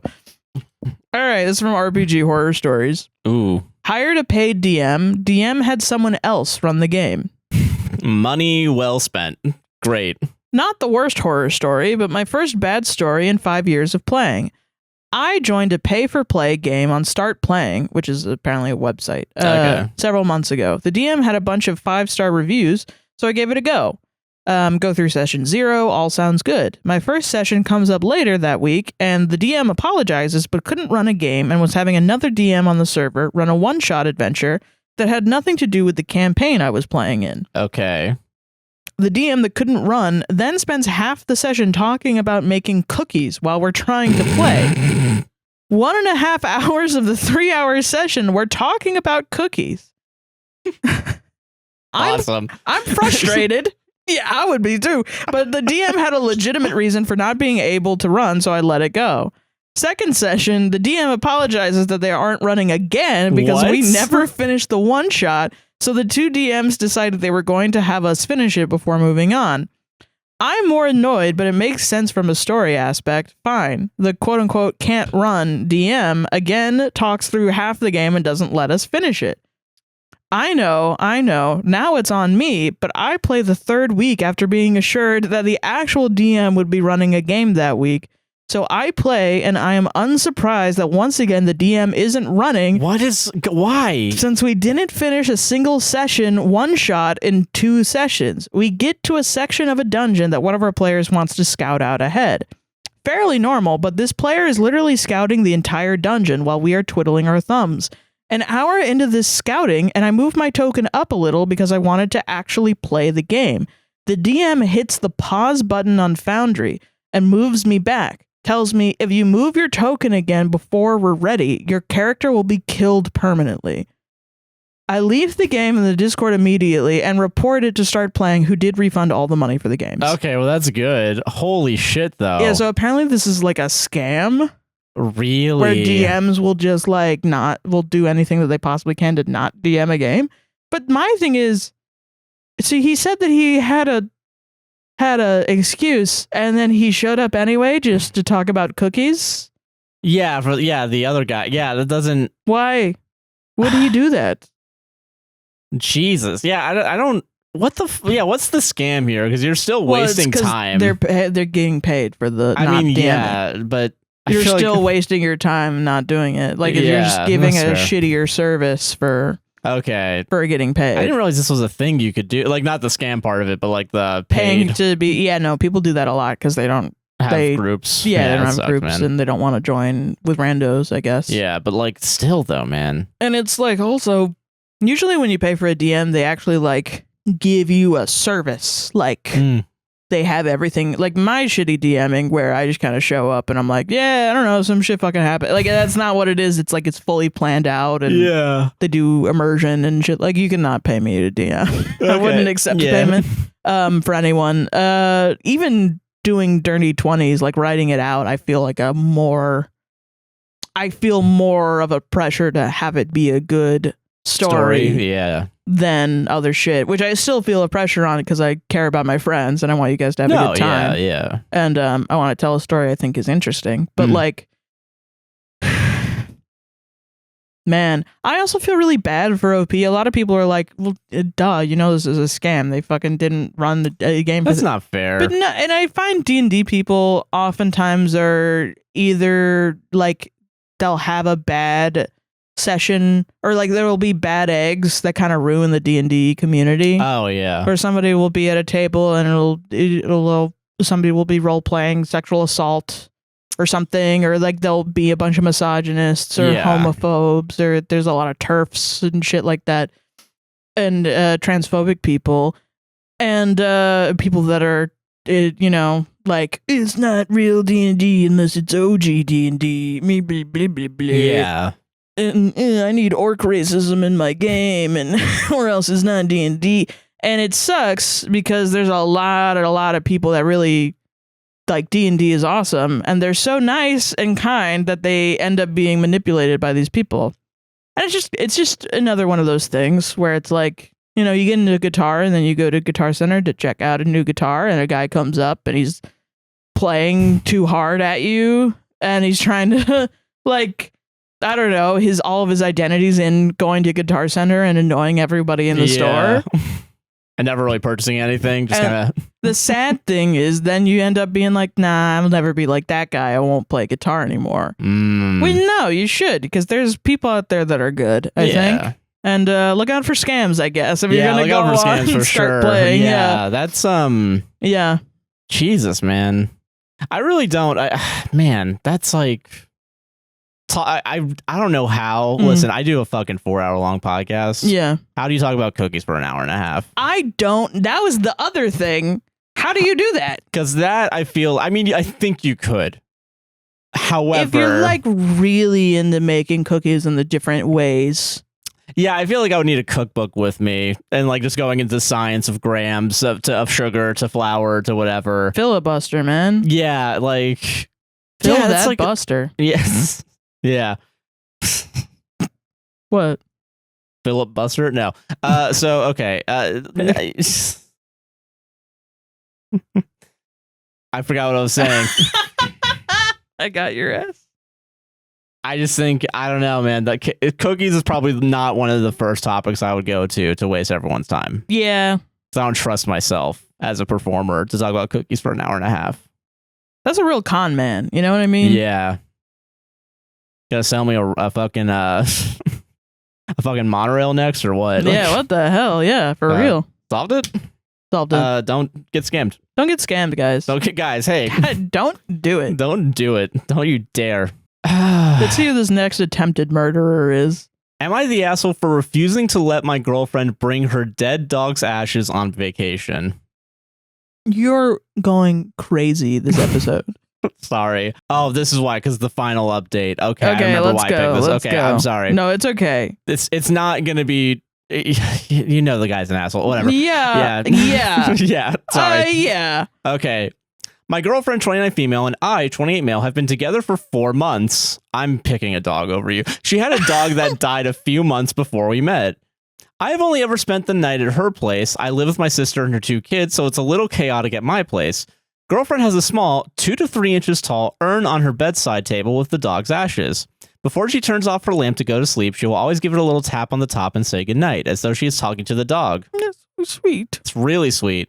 But this guy thinks it's weird. Can't you just fucking leave it at home? I think it's weird, but I've never said anything. Because it's a bad thing to say to someone. We were supposed to go away for the weekend. On Friday, I was watching her pack and noticed she took the urn and put it in the top pocket of her backpack. I asked what she was doing. She said she didn't want to, quote, leave the dog behind.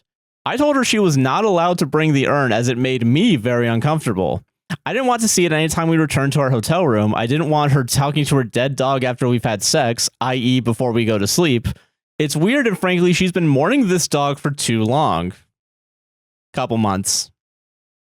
I'm mourning fucking Leolo from 3 years ago still, so this is... I'm mourning Leolo from 3, and Fox from like a couple from months 4 ago. months ago also, Someone said that shit to me. I don't know what I'd do. Violence, I guess. Violence would be... Whatever. Yeah. You all know what I say. Jesus. She didn't argue. She simply started to unpack her bag. She told me to have fun on the weekend getaway as she would not be coming. Hell yeah. I asked if she was seriously choosing a dog's ashes over me. Yes. She said she was choosing herself over me, as I could have spoken to her with kindness and empathy, but didn't. I don't give a fuck if this one's not real. I like it. I don't care. Yeah, she also said that I didn't get to dictate how long she's allowed to grieve. Then she asked me to leave. She hasn't replied to my texts. I think she's overreacting. My sister says she can see both of our sides. Am I an asshole for thinking my girlfriend is weird for being so attached to her dead dog's ashes? Honestly, your sister should be a better sister and tell you that you're an asshole. Yeah, my sisters would for sure call me an asshole. 1000%. Yeah, you need a better family. She's only saying that because she's your fucking sister. Yeah. I can see your side of the... No, you can't, lady. Talking to their husband like, yeah, no, that was... What is going on with him? He should get checked for something. Yeah. So 5 updates. 5 updates? Let's 5 fucking updates. go. Edit 1. The hotel was non-refundable and only a 3-hour drive, so I went on the trip without her. Edit 2. She started seeing a psychologist around the same time we started dating. She hasn't told me any specifics, but she said the trauma of suddenly losing her dog brought to the surface other trauma in her past. All right. This is why I think she has been mourning for too long. She is still attached to the dog even after seeing a professional on a regular basis for several months. I said in this paragraph, it's attached to other trauma. And then I was like, that. fuck that. I don't read what I write. Yeah. Yeah. Update, and I'm sure this will make a lot of you happy. I get it. I'm an asshole. I get it. I don't think you get it. I don't think you get it. I don't think you get it, man. I texted my girlfriend to say I'm sorry for how I spoke to her and for dismissing her feelings. It was wrong. I also said I would like to apologize in person and offered to bring her favorite takeout. She said, all good. Don't worry about an in-person apology. I gathered the things you've left at my house. Let me know when you would like to come pick them up. Mm-hmm. I'm hoping she will still hear me out when I go to her place. Edit 3. Okay. All right. Also, this is edit 4. I'm sorry. Yeah. Edit. This is all bold. To those of you DMing me who think I'm not the asshole, but won't post a public comment due to the risk of being downvoted, please stop. That is cowardly. To those saying my girlfriend is a lunatic, a sociopath, unhinged, a trauma dumper, has endless emotional baggage, in need of a mental institution, etc., please stop that too. While myself and others may not understand what she is going through, that doesn't automatically make her mentally unstable. She has a good heart and has a good head on her shoulders. Name calling is unnecessary and borderline crueler than I was. You guys are the assholes. Say it's about the same. Not even right now. Yeah. Final update. Okay. I shared this post with her, thinking it might help her see that I was wrong and am owning it. And maybe it would open the door to a discussion. Yeah, you said some pretty bad shit in this post. Yeah. So that was kind of a shot in the foot. Yeah. That blew up in my face. I probably should have deleted some of the questionable comments I made in this thread. She texted to say, quote, your things are now in a garbage bag on the porch. Pick them up sooner than later so they aren't stolen. A goodbye, my name. Please respect my wishes and don't text me anymore.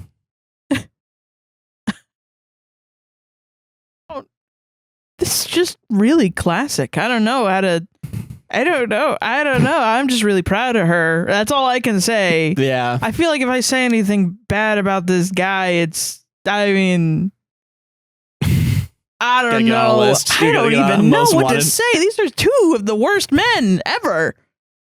Holy shit. And like bad and like the first one kind of committed a crime, but like not really like committed a crime, just like an asshole way. Yeah. Just purely an asshole. Yeah. 100% no all American question. Asshole. Yeah.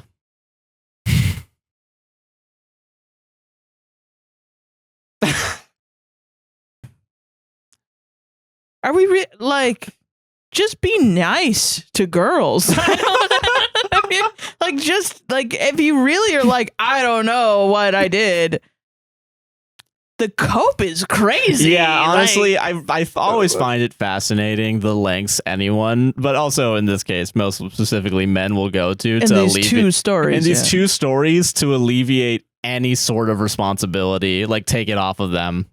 It's always just, I don't know why, which is like a flimsy ass argument. Like you haven't done any thought as well, which is not really respectable. Yeah.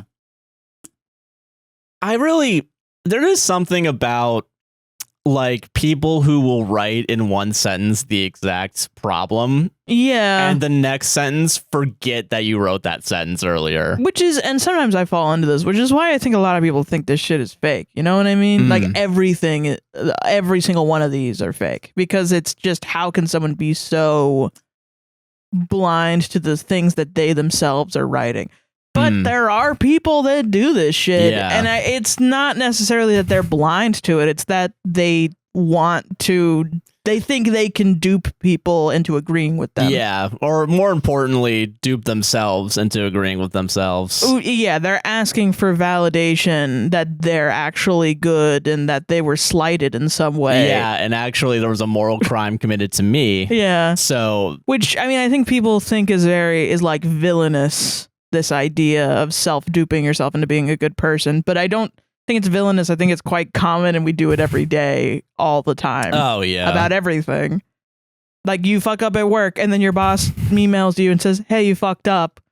You go home to your friend. What the fuck? You go to your friend, and then you're like, "My boss yelled at me today," and then your friend's like, "What the fuck? That's not okay." And then then you feel better, even though you fucked up. Like, really, you did. Yeah, there's a little bit of cognitive dissonance that you have to enable yourself to have, or else you're... It's just, you're right. It's just cognitive dissonance. It's everyone does it all the time because, it's an insecurity thing. You can't just be like, oh, I'm sorry, I won't do it again. Because usually then your boss is going to be like, okay. Yeah. It's really a lot of communication is just needed. Yeah. You just need to communicate in a way that's...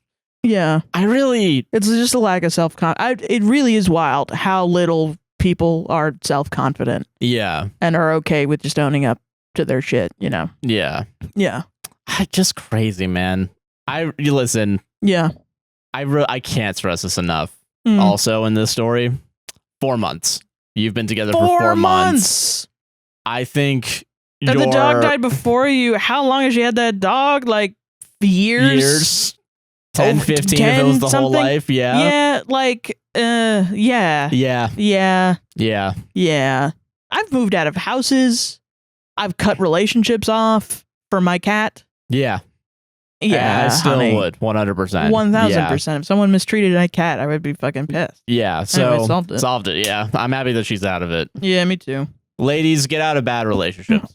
If you can, yeah. if you're able to. I mean, you should. That should be the ultimate goal. We agree, but it's like, I'm not putting the blame on you. I'm not putting the blame on you We're either. not victim blamers, If you're able to, get out. Yeah.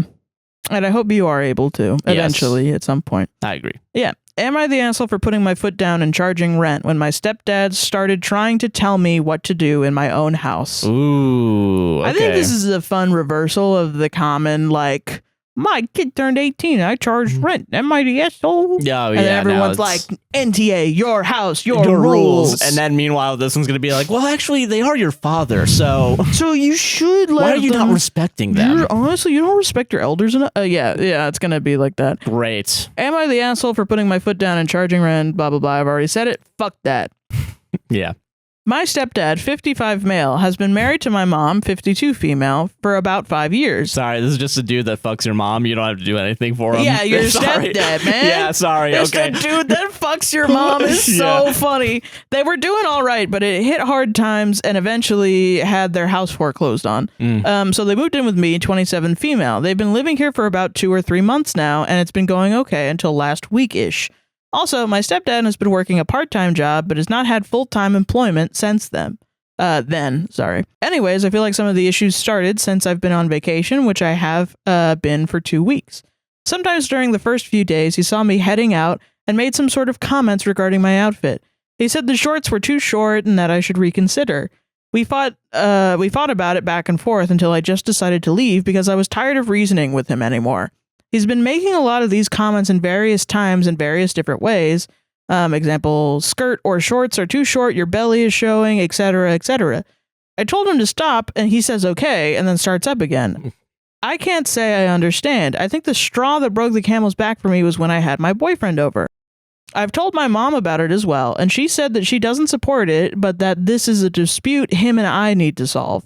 All right, way to not take any...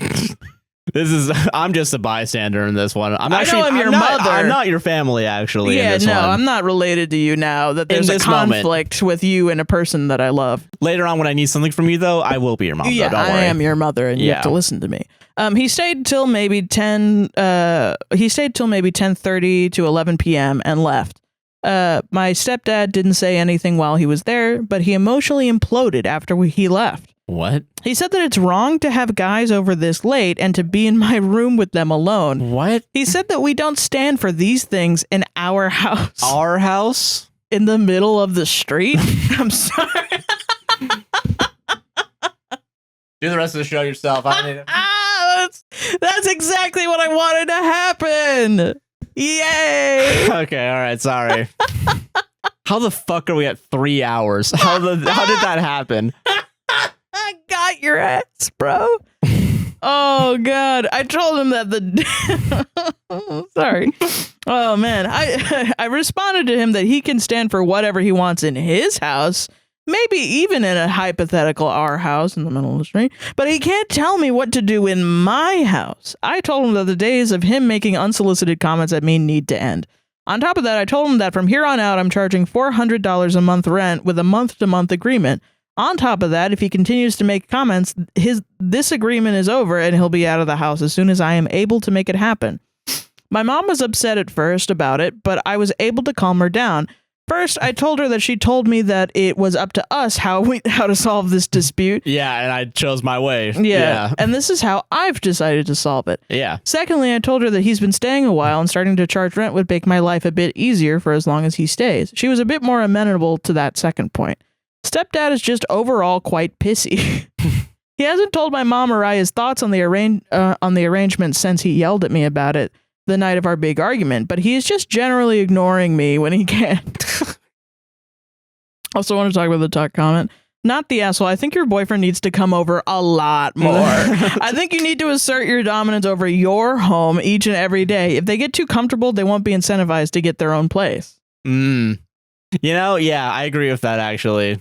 It just makes me happy, the role reversal. Yeah, that's so... Dude. Very funny. Wild not even paying rent and you're acting like this also. Yeah. Like that's... And saying our house... In the middle of the street, dude. Yeah, I think saying that like is pretty. That's pretty some audacity you gotta have. I think so. And I think you need to fucking stop, dude. Yeah. I wasn't talking about the guy. I was talking about you saying. Oh.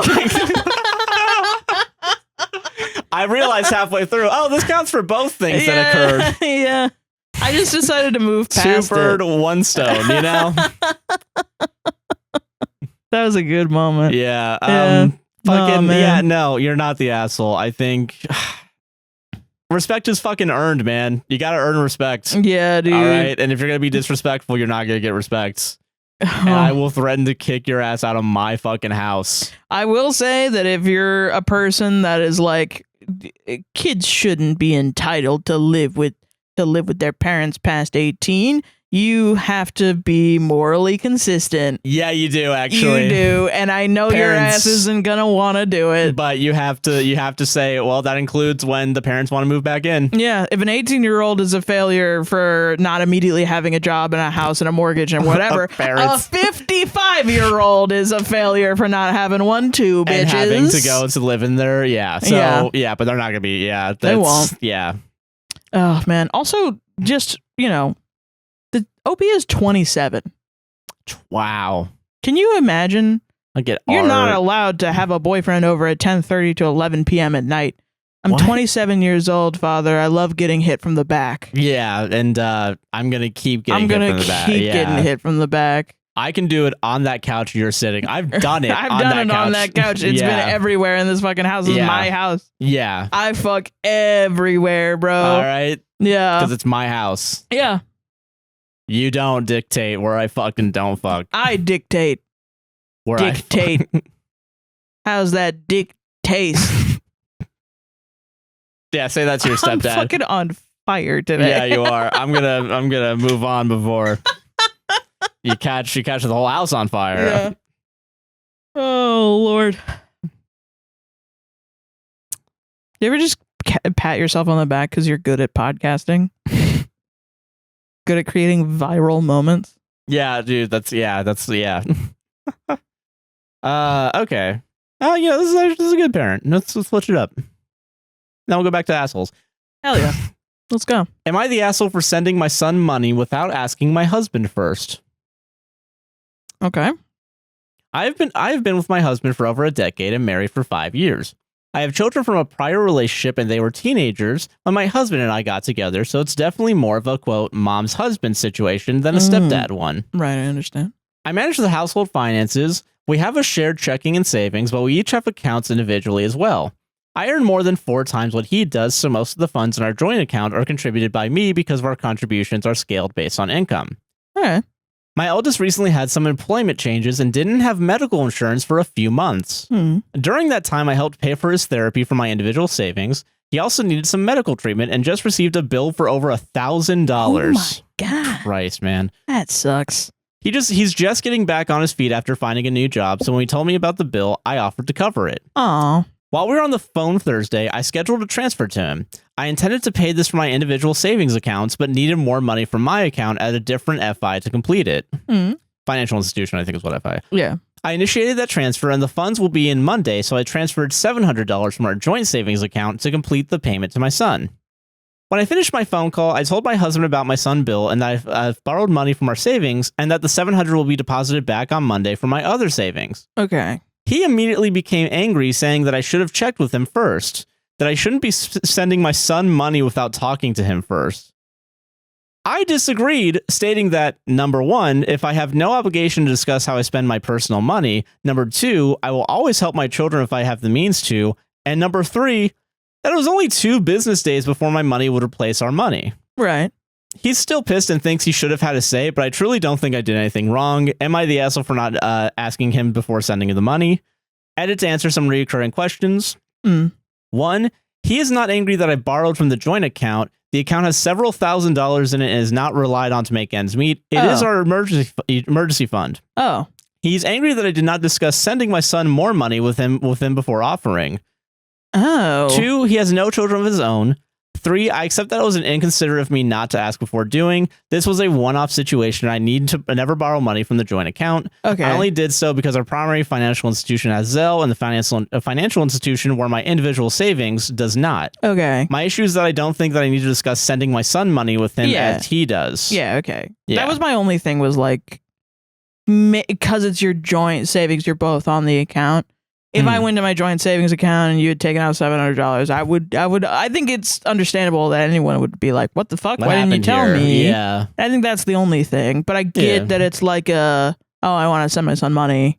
I think that's, you can't tell someone what to do with their money. That's true. Yeah. And also, I feel like with medical bills, there's kind of an urgency of like, okay, let's get this just done now. Yeah, like it could be like, does it need a procedure? Is it a bill for a medical thing? Yeah, or like, is it going to get sold off to some fucking debt collector? And like, because if it was the case that he needed some amount of money from the savings, or like he needed to prove that he has this amount in savings for something in the 2 business days, which could happen. Oh yeah. You know, which I mean, you know, then there's a conversation about communication there, but I think that's like a little hurdle to get over. It's not a big hurdle. No, yeah. You know, I do think that it could inconvenience him in some way if she did that without telling him, and it becomes like a repeat behavior. But I don't think it is a repeat behavior, and I also like if he's really like, no, don't send money to your own son. That's wild. That is absolutely wild. Yeah. Yeah. Him not having kids, I don't think really matters. I don't think anyone like if people, I don't have kids. You can have empathy. I wouldn't give still. a fuck. Yeah. Yeah. Yeah, I don't like, think it's not a requirement. Yeah, like it's weird because like I mean, I don't know. I think everyone's relationship with money is different. And I do think money in relationships, that's something that you really need to talk about often. Oh yeah. Which luckily with us, because our relationship is so much more intense because we're business partners as well. Yeah. We have to all the time. Yeah. So it's the fucking Wolf of Wall Street in this house. Yeah, you're right. It is. It's Moneyball for sure. But no, we are constantly talking about what's in what account and how to get it where and what to do in this bill's here or there or whatever. And I mean, we had that today too, like trying to figure out like how to pay this bill real quick. Yeah. And that happens all the time. Yeah. And we get through it and we figure it out and we end up being stronger for it, you know. Because then there's the emotions with money. People don't ever talk about that. Yeah, true. Money emotions. Yeah. Because like even just it's something that is actually good that my mom would talk to me about when I would do like chores or something, and she'd be like, here's $5 or something like that, or like if I did work at her work, and then like her boss would pay me like $20 to like clean out a shed or something, or do some shredding or something for the job, and she would always be like, do you want it all up front, or do you want it every day, or do you want like the time period of it? Do you want them to send it to me to send to you, or do you want it directly to you? And then she would describe the process of getting paid. And even if it was like, hey, can I borrow $12 for this thing to send back to you? Or can we both just pay this person? Like, do you want to pay them directly? Like, it was always a conversation of that, even though essentially by the end of it, the money's always going to be the same. Like, I'm going to have the same amount at the end of it. Yeah. But the feelings of the process would change. Yeah. You know what I mean? I get what you mean. Yeah, because when you spread out, like, the money that you're coming in for you, like, there is a different feeling than, like, a lump sum payment, especially when you get to larger amounts. And you can feel betrayed when it's, like, a family or a friend. Like, say that, you know, you go out to eat, and someone, you're in a big group, and everyone's like, do we all want to pay separately, or do we want to just pay for what we got? And maybe one person is going to be like, I only had like a drink of water. I shouldn't have to pay. But then other people are going to be like, we're really going to nickel and dime me for this or that. Like, everyone has different feelings about it. And that's why money, oftentimes, you need really like a lot of communication. Yeah. You should also probably figure out that right before you go into lunch as well. I think that, I think we got to communicate about, maybe somebody cares more about the waiter standing there. So what are we doing? Do I need to go print more receipts or what? But maybe somebody else is like, no, I only have $20 and I ordered only $20. I only want to pay $20. I don't have the rest of it. I don't want to have to pay somebody back, you know? And so, it's why communication is a big thing. Yeah. I don't think, all that aside, he should not be telling you what to do with your own children. God, no. Yeah. That's wild. That is pretty wild. Especially if it was not even his kid. The kid was grown up after he didn't raise the kid. Yeah. Kids, that's your child. Again, medical expenses. Yeah. I would also be like, I gotta get you money soon. Yeah. I can't imagine having a kid, raising them their entire life, getting married, and then the person I'm married to being like, this is what you should do with your child. Like, I'm sorry, you weren't there for the fucking past 30 years. Fuck you. Yeah, what the hell? Don't fuck with me on this. No. Yeah. I don't know why people don't take, like, I understand, like, if you get married to somebody, and I've not gotten married or had a kid, so maybe I don't know what I'm fucking talking about, but but I'm very much the type of person where I'm like, you don't know me, even though you do know me. No, but you don't know what I've been through. That is true, yeah. I would get pissed. I don't know why more people aren't pissed in situations like this. Love really clouds our judgment, man. Yeah. Damn. Money, relationships, it's all very hard. Yeah. Yeah. I agree. Hopefully he's projecting his anger, which is also a problem. Hopefully he's actually mad about the problem that he's allowed to be mad at. Yeah, right. Like, there's an actual thing, that's like making him angry. More sense about being mad at than this, than a severely controlling behavior. Yeah. You know what I mean? I get what you mean, because that would suck. Yeah. Solved it. Am I the asshole for dunking on my elderly uncle until he died? I, young adult, male, werewolf, live in a penthouse in Ciudad, I'm sorry, I'm bad at Spanish, Ciudad Enamorada, and I frequently get visitors who want to hang out because I and my penthouse are so cool. I'm sorry, did you tell me this title or did you say a fake title beforehand? I had actual Am I the Assholes I decided not to do for this one. Or maybe all of my neighbors and relatives are just annoying and have nothing better to do. Either way, actually, this one is an actual one. Sorry, I said that. Either way, one of my many uncles showed up and said he wanted to work out with me. I have a basketball hoop on the roof, so I challenged him to a dunk competition. Aw, hell yeah. And totally smoked him. Now, maybe you think it's not fair, since I'm a young, immortal wolf, and my uncle was about a week away from death, but I did challenge him to a rematch to give him a chance to save face. In fact, I challenged him to so many rematches that he eventually collapsed of exhaustion and died on the spot. Am I the asshole and responsible for my uncle's death? He did come over and say he wanted to work out, so I feel like he asked for this to happen. Also, this is totally important. I won all of the matches. You can't be culpable for if you're a winner. Yeah, exactly. Not the asshole. You didn't force him to play. He was a grown-ass man. Also, he shouldn't have been such a loser and lost. Yeah, exactly. Yeah. Losers never prosper, right? Yeah. Sounds like he should have died of embarrassment. Yeah. Yeah. Losers never prosper. Losers never prosper, yeah. Fucking nerds. No, so is that the title? I think so. Fuck yeah. That was good shit. Good, because I have fucking 10 hours before this shit needs to go out. Yeah. What do you think? I What do you will think? say, first of all, I've never heard that town up until this point, I think. I don't know if I have that in I think it's the packs. love one. The love one. The new one? Yeah. Yeah. Or like one of the newer ones. Because, Yeah. that one I was like, I'm not. Who cares about having a fucking Bumble in Sims? Yeah. I wonder if you could embarrass someone so much just from the hoops. If you keep beating them. If you can I don't kill know if them. they've programmed that in there. That would be epic. Yeah. Death I by forget dunking. the only way I know that you can get embarrassed is when someone walks in on you taking a shit or pissing or showering. Or you like piss your pants or something. Yeah. And then I don't know what the requirement is for very like embarrassed because I'm a good Sims owner, you know? Oh, I think there's also some like work events. Yeah, you're right. Probably. Yeah. Huh. Or like if somebody like makes fun of you in public, maybe like laughs at you, or if you get rejected, maybe. Fair. Yeah. I will say having a penthouse with the hoops on top. Hell yeah. I will say you've added that there on your own because the one that I'm thinking of, the penthouse from the City Living one has the hoop inside, and that's but it's still a penthouse, so it's like that's pretty cool. Yeah. Well, not as cool as a rooftop. Okay, basketball hoop. All right, stop making fun of my fucking sim then. I'm like Jesus. I'm sorry. What is he comparing gonna? What are you gonna die of embarrassment?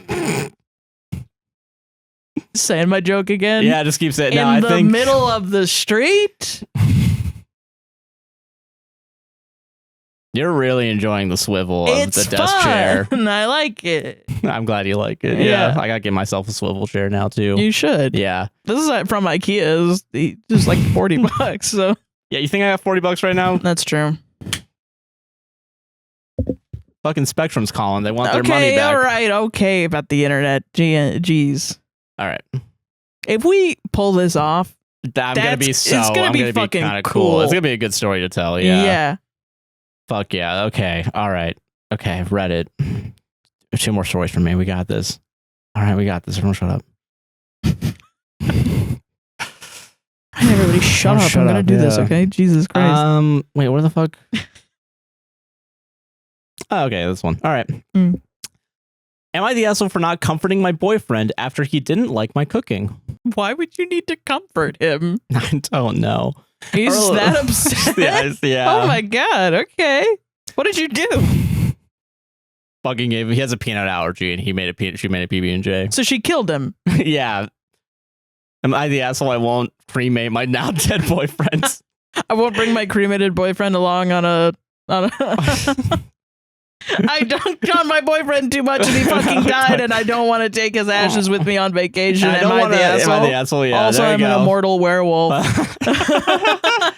All right, okay. Yeah.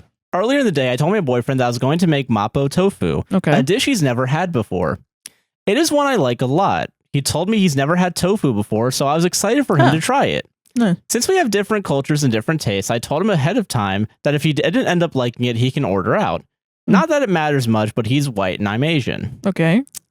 When I was making the food, he comes into the kitchen and tells me, quote, Taco Bell seems nice right now. To which I tell him I want him to at least eat some of the food I'm making. Yeah. When I actually made the food, he seemed sure that he wasn't going to like it and told me, I'll just try a bite of your bowl. Holy shit. I responded, why don't you just get a bowl for yourself? He responds with, I don't really eat tofu. I was confused because I thought he told me he'd never tried it before. When he took a bite, he said, it's good. I just don't like the texture of tofu. So I ate my bowl by myself while he prepared the dog's food. When I'm about to clean up, he asked me, are you mad I didn't like it? I said, no, I'm not mad. I'm just disappointed. I made this for us. He said, at least I tried it. You're making me feel bad. Fine, I'll just eat it. I was thrown aback because I don't want him to feel forced to eat something he doesn't like. So I responded with, no, it's fine. You can get Taco Bell. I'll just pack this for my sister and I's lunch. Okay, great. He then said, I'll just eat it. You're making me feel guilty. To which I just shrugged. I would also be like, I don't fucking, all right. Okay, Jesus. We then got into a long argument with him saying he expected me to comfort him when he expressed himself feeling guilty after the way I acted / my tone of voice. He said he felt like I was guilt tripping him. Oh my God. I felt like I am not responsible for him feeling that way, just the same way I don't blame him for me feeling disappointed. I don't know what's more there was to say. I told him he's free to go get takeout and that I wasn't mad at him for not liking my dish. Maybe I did have a bad tone, but it might be because I was disappointed. Please help me because I have no idea if I was in the wrong or not. Dude, real women crying in an argument are manipulating me ass hours. You know what I mean? Like, these men can't do shit, dude. Yeah. You can't even, like you were really trying to have a fucking argument with your girlfriend. She didn't say shit. Yeah, it's like, I can have leftovers. Yeah, it's fine. I don't care. She told you in the beginning. It's okay. It's okay. You can order out if you don't like it. And then he's like... And then you just self-combusted. Like, yeah. What do you want, man? Oh, you want me to order out, don't you? Oh, what do you? Oh, you don't want me to order out? Fine, I'll eat it. Okay. God, why are you such a bitch all the time? You know, it's like... it's so crazy. I need you to comfort me. I don't know my emotions personally, and that's why I need you to be the brunt of the... Listen, this is fucked up. What I'm gonna say you should do next time. What the fuck? Rosie, chill. Yeah. But this is fucked up what I'm about to say that you should do next time. Mm. And honestly, don't do this if your boyfriend is abusive or will get violent. Never do this because it's mean. It's bad, yeah. But say next time that you're gonna go on Tinder to find a white boy that will eat your food. Because they're out there. They're out there, yeah. Sounds like you're just on some pussy shit. I don't know. I thought you were different. Why? That's so weird. Someone else will fucking try my food and like it, and you're not doing it. That's what I need in a relationship, I guess. Yeah, I don't know which part is the lie from the boyfriend, because he said at first he's never tried tofu, but then goes on to say, I told you I don't like tofu. Well, it's weird because like this has happened to me before, where I've made you dishes for my family that I didn't know were weird, and I do think now they're weird after knowing other people's traditions, but I still like them, and then you didn't really like them. And it's fine. I still make them for me, but you didn't get pissy and start an argument with me. I was just like, you tried it, and then you were like, not really. And then I was like, okay. Or like there's texture things like beans. Oh yeah, beans. Or like a gritty texture that you don't like. Yeah. That genuinely I won't put in food because I don't want you to dislike the food that you're having. Yeah. Or I think it's okay to have preferences. Yeah. I think you should just be open about it. Like you should say maybe earlier on, like, hey, I don't really enjoy tofu though. But it's also, I think, fine for her to have her feelings of being disappointed. Yeah, 100%. Especially if it's a cultural dish that she wants to share with you. That it's part of her. Like my shit was just like dumbass white people like cream cheese dip. You know what I mean? Or like a lasagna. Yeah, just...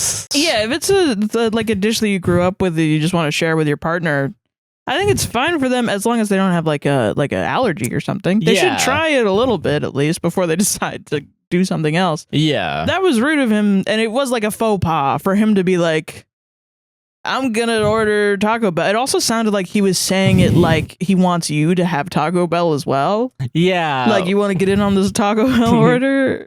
Dude, you gotta get on this, yeah. Ground floor of this Taco Bell order. Which is kind of like because you talked to him before about it, it kind of feels like he's not listening to you, which I would be annoyed at. Mm. You probably wouldn't have been disappointed. I don't know you, but like I probably would. If I were you, I wouldn't have been disappointed if he had just tried it and been like, I don't know. Like, is it okay if I order Taco Bell? Yeah, because that's what you said also earlier was, I would probably still be disappointed. It's like, oh, you didn't like the food, but also it's like... Yeah, it's okay. If you learn at that moment, I don't know if I like the taste of tofu or the texture of tofu. That's fine. Yeah, you're allowed to not like things. Yeah. I just think should have been open about it from the beginning if he really has tried tofu before. Well, even if like, because I remember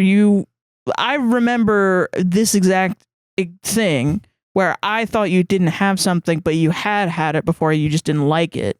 Mm. And I still somehow we got over it by being like, oh, okay.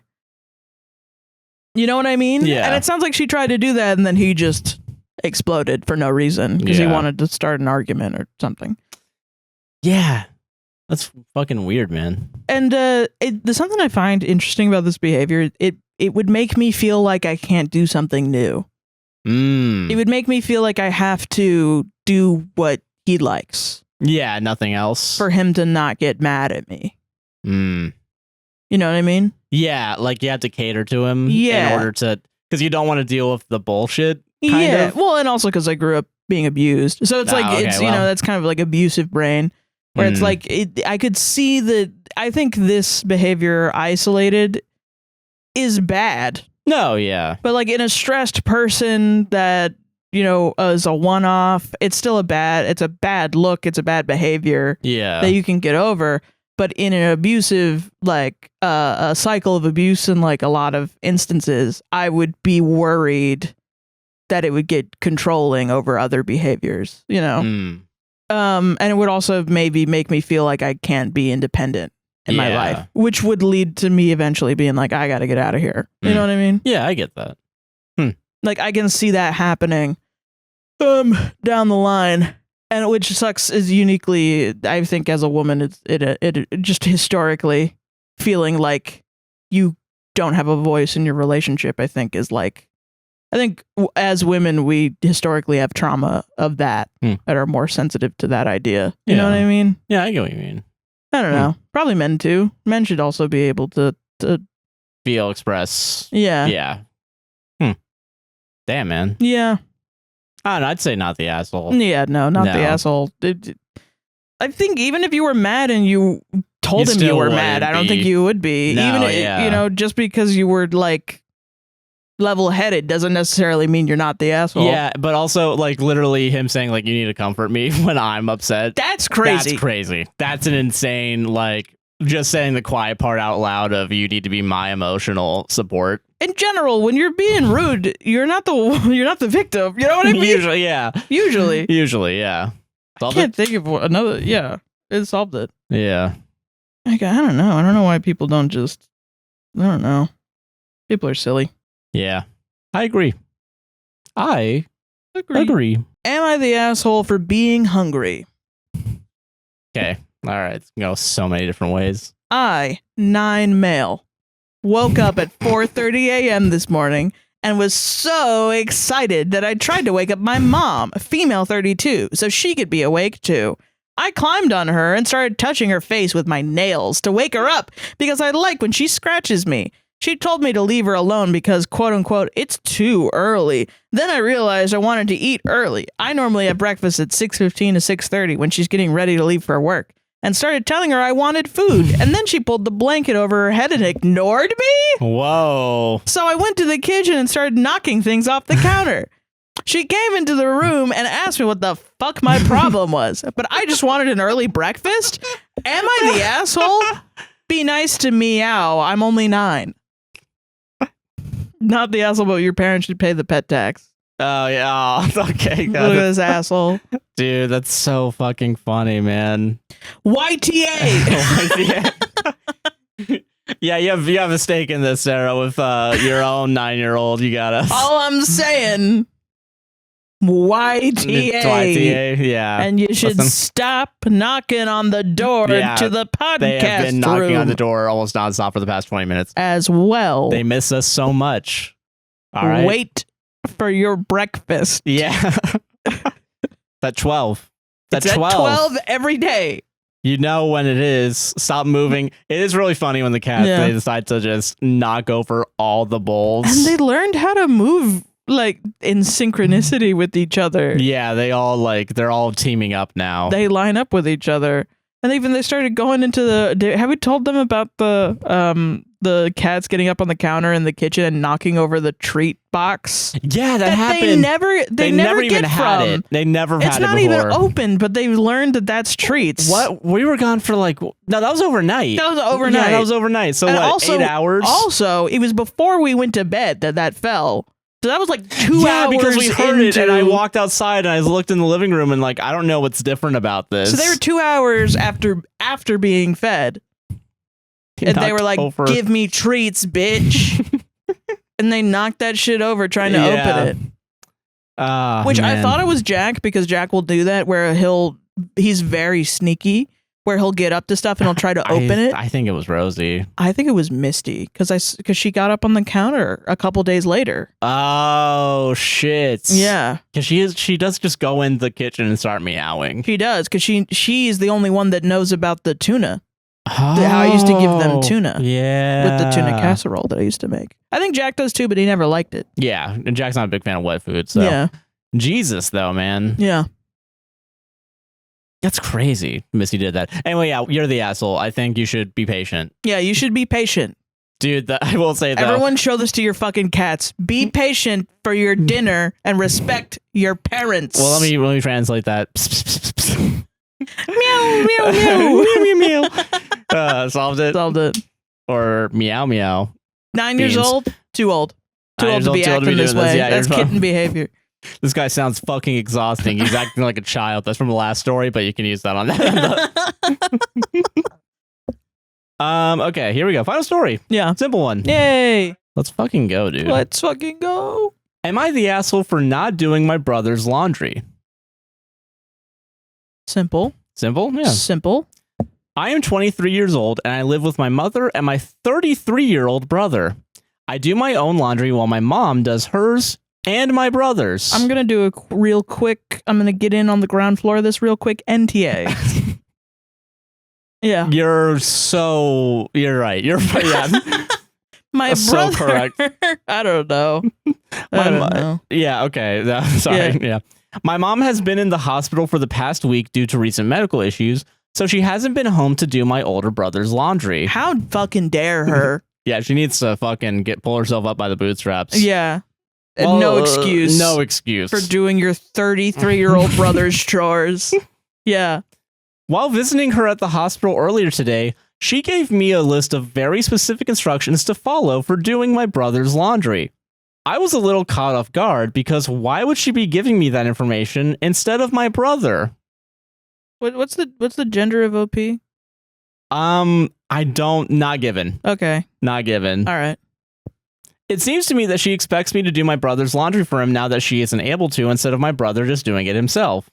Am I the asshole if I don't do his laundry? He is an adult man, ... Why is his younger sister expected to do it for him? Yeah. Because men don't do that shit. Or your mom thinks he's very incompetent, which I think is how you should spin this. Yeah, honestly. Sorry, Mom thinks that you're incapable of doing chores, so I have to clean up after your dirty ass. Yeah. Yeah. Yeah, Mom said that you're too stupid to do your own laundry, so I have to do it. I'm doing it myself now, yeah. Yeah. Okay, listen, as someone who does his own laundry, because I guess I'm the only person. You've been taught how to do your laundry better than I have. I was taught when I was like 16, 15, probably even earlier than that, how to do my own laundry. And I would argue probably earlier, because I was taught to do like how to fold laundry, and then I never retained it. At like 9. So like, yeah.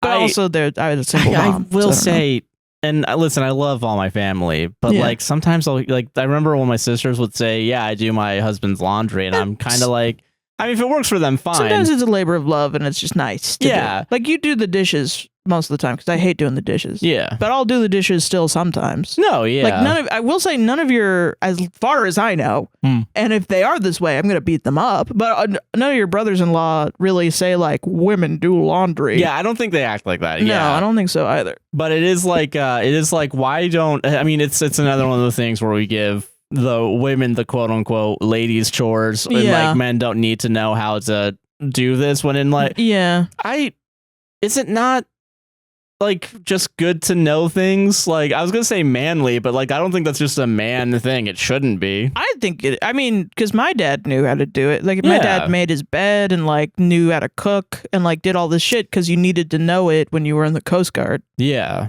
Because that was what you needed to do every day. Yeah, because you were out on a fucking boat, middle of nowhere. Yeah, he knew how to sew. Yeah. Yeah.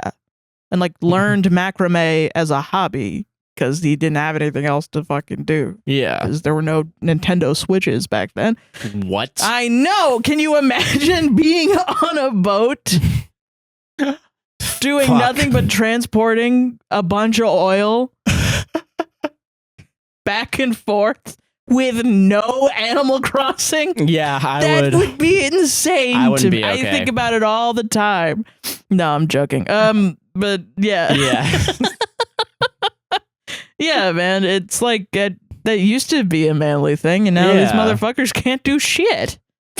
Yeah. What the hell? I don't get it. Yeah. They expect to be like just weighted on hand and foot. Yeah. Because they're, I don't know, God's grace. Apparently, yeah. I guess. Just learn how to take care of yourself. I mean, it's like not even sexy. It's actually unsexy to not know how to do shit. I wonder if it's one of those things where like dudes, like people, I think people in general aren't moving out on their own anymore, like to live and like on their own. So I think like, but I still think if you live at home, I don't think that matters. I think you should still be taught as a teenager how to do chores in a way that isn't like. I don't care if you live at home with your parents. They're, it's hard. The rent is crazy, man. Yeah, I understand that. I don't blame anyone for that either. Yeah, and I do think there is a level of like. I think most of what you learn when you go out on your own is psychological, like how to feed yourself, like how to rely on just yourself. Yeah. Which I do think is important for people sometimes. Like when I went to college, it was really hard for me to figure out how to feed myself because it was like, oh, this closes at this closes at that. I forgot to eat lunch because I was doing other stuff, and now I don't have any food and I don't have any money. What am I going to do? I need a pot. I don't even have a pot to cook spaghetti. Yeah. So what am I going to do? And then I would have to like become resourceful to do it. Yeah. And I think that's a skill a lot of people need to learn. And laundry is a big thing in college too.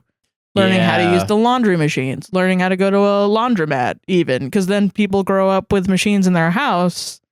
And then they don't know, like, oh, you have to pay to do your laundry. Wait a minute. Yeah, if you don't own your own laundry machine. Yeah. And then you have to figure out the machine, and you have to figure out what to do with your fucking clothes, and what to do if the machine is broken, or it breaks while your clothes are in there. Or what, you have to be there while your clothes are there, because somebody's going to take out your laundry and put it somewhere else because they need the machine, and what's okay, and blah, blah, blah. So I think it's all just life shit that you should learn from your parents, but also I do think parents are overworked. You know what I mean? No, yeah. So I don't want to blame them necessarily. I think it's just a fucked situation. I just find it crazy that most of the time it's men that don't do their laundry. At least I see. Yeah. I feel like if you don't know how to take care of the clothes that you wear every day, I kind of judge you a little bit. Yeah. And I think it's like, I think that's me being an asshole kind of thing. Yeah. But I feel like you should care for the things you own. Yeah. Yourself. Well, I think you're just maturing, honestly. Like, I'm not going to judge a 19-year-old for having ratty clothes or something. No, yeah, and I've never judged anyone for having ratty clothes either. I get, like, clothes are going to get wear and tear no matter what. And it also is kind of like a class thing. Like, if you get cheaper clothes, they're going to get rattier quicker. Yeah, so... But, it is like you should know how to do your laundry at some point. You should learn how to clean up after yourself, at least. Yeah, I think that's a fair... Yeah. Yeah, but I'm never going to judge, like, an individual out and about. I'm just like, I hate the concept of someone being in a relationship and then looking at someone else and expecting them to do it just because of whatever, like without any communication about it. Yeah. Just because that's how their parents did it. And therefore that's how everyone else should do it. Yeah. Yeah. Like, I guess I consistently am frustrated that we can't step out of ourselves. Like, people's response will just be, oh, I just need to find someone like my mom. Instead of, why don't I learn how to become an individual that I want to be? Yeah. Instead of follow these cycles that are maybe not the best. Yeah. Because then it's like, if we're all just becoming our parents, what are we fucking doing? Because I'm going to be honest, I don't think they were happy. And if the goal is to be happy, someone's got to do the changing. Yeah. Someone's got to step out the cycle. Fucking give, yeah. Yeah. And, I mean, it'll be me for sure because I want to be happy, and my mom was not happy. Yeah. So I'm definitely gonna do it. Are you? I don't know. I don't fucking know, dude. I think you should. I think other people should be happy. I think you're gonna have a greater sense of accomplishment if you learn how to do your own damn laundry. If you're able to, also, I don't want to discount. If that's something that you're not able to do, that's a different situation. Yeah. No, I get you. Yeah. I agree with that. Yeah. Yeah. We should just have it should be there should be free pamphlets on how to do your fucking laundry. Yeah. I feel because I think You ever think about that? Or even about doing your dishes and how to load the dishwasher. Yeah. Because I never learned that. And I will say, if you move into an apartment, you're not going to have the fucking user manual. No. I had to Google ours when I wanted to clean out and do a deep clean. Yeah, that sucks ass. Yeah. Well, and it's and then you move into a house and it's which fucking thing do you get? And it's the better ones, the easier ones are the ones that are more expensive. Yeah, so then you get the cheap one. You know what? This is capitalism's problem, actually. Yeah, you know what? Wow, there should be common knowledge, free information, and also we should all have, yeah. But Sarah, if the information's free, how do I make money off of giving the information away? I'm going to come to your house with a gun. How about that? Hey. I say as we have a show that is free to listen to. I'm going to make this fucking information free if it fucking kills me. I don't give a fuck. Do you hear the motherfucking people sing, dude? It's not even about that. It's just about you and this fucking dishwasher.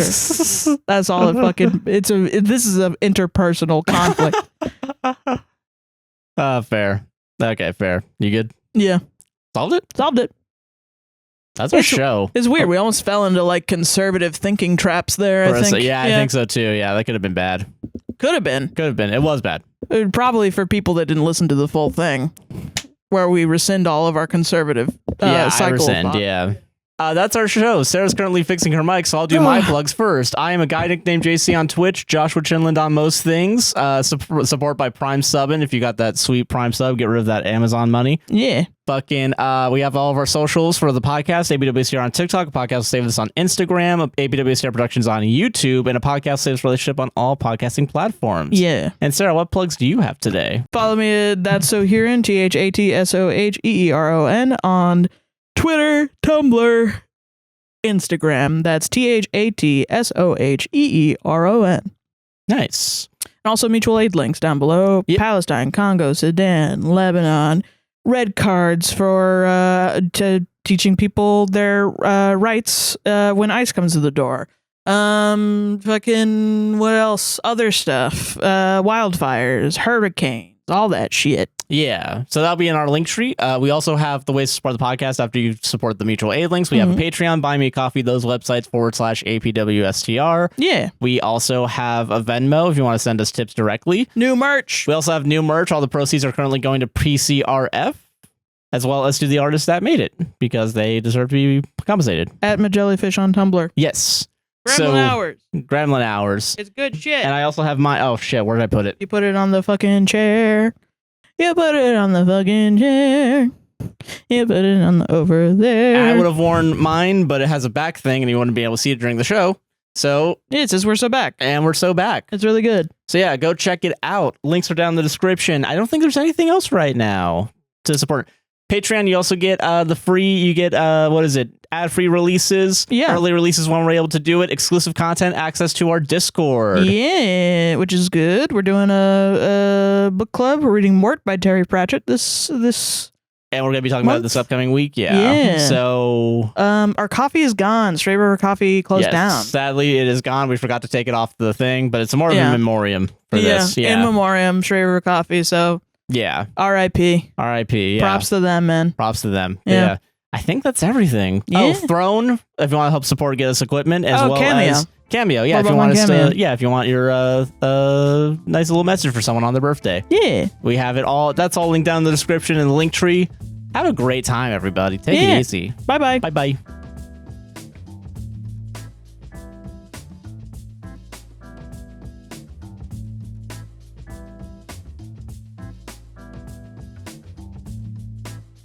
You left it on the chair. I left it on the chair. You put it over there. I put it over there. You left it on the chair. She left it on the chair. You put it over there. Is this gonna be the next big duet? Yeah. Do Left it, it on the chair, Yeah, bitch. Put it over there, bitch. Is this gonna be the next Lady Gaga Bruno Mars like collab? Like yeah.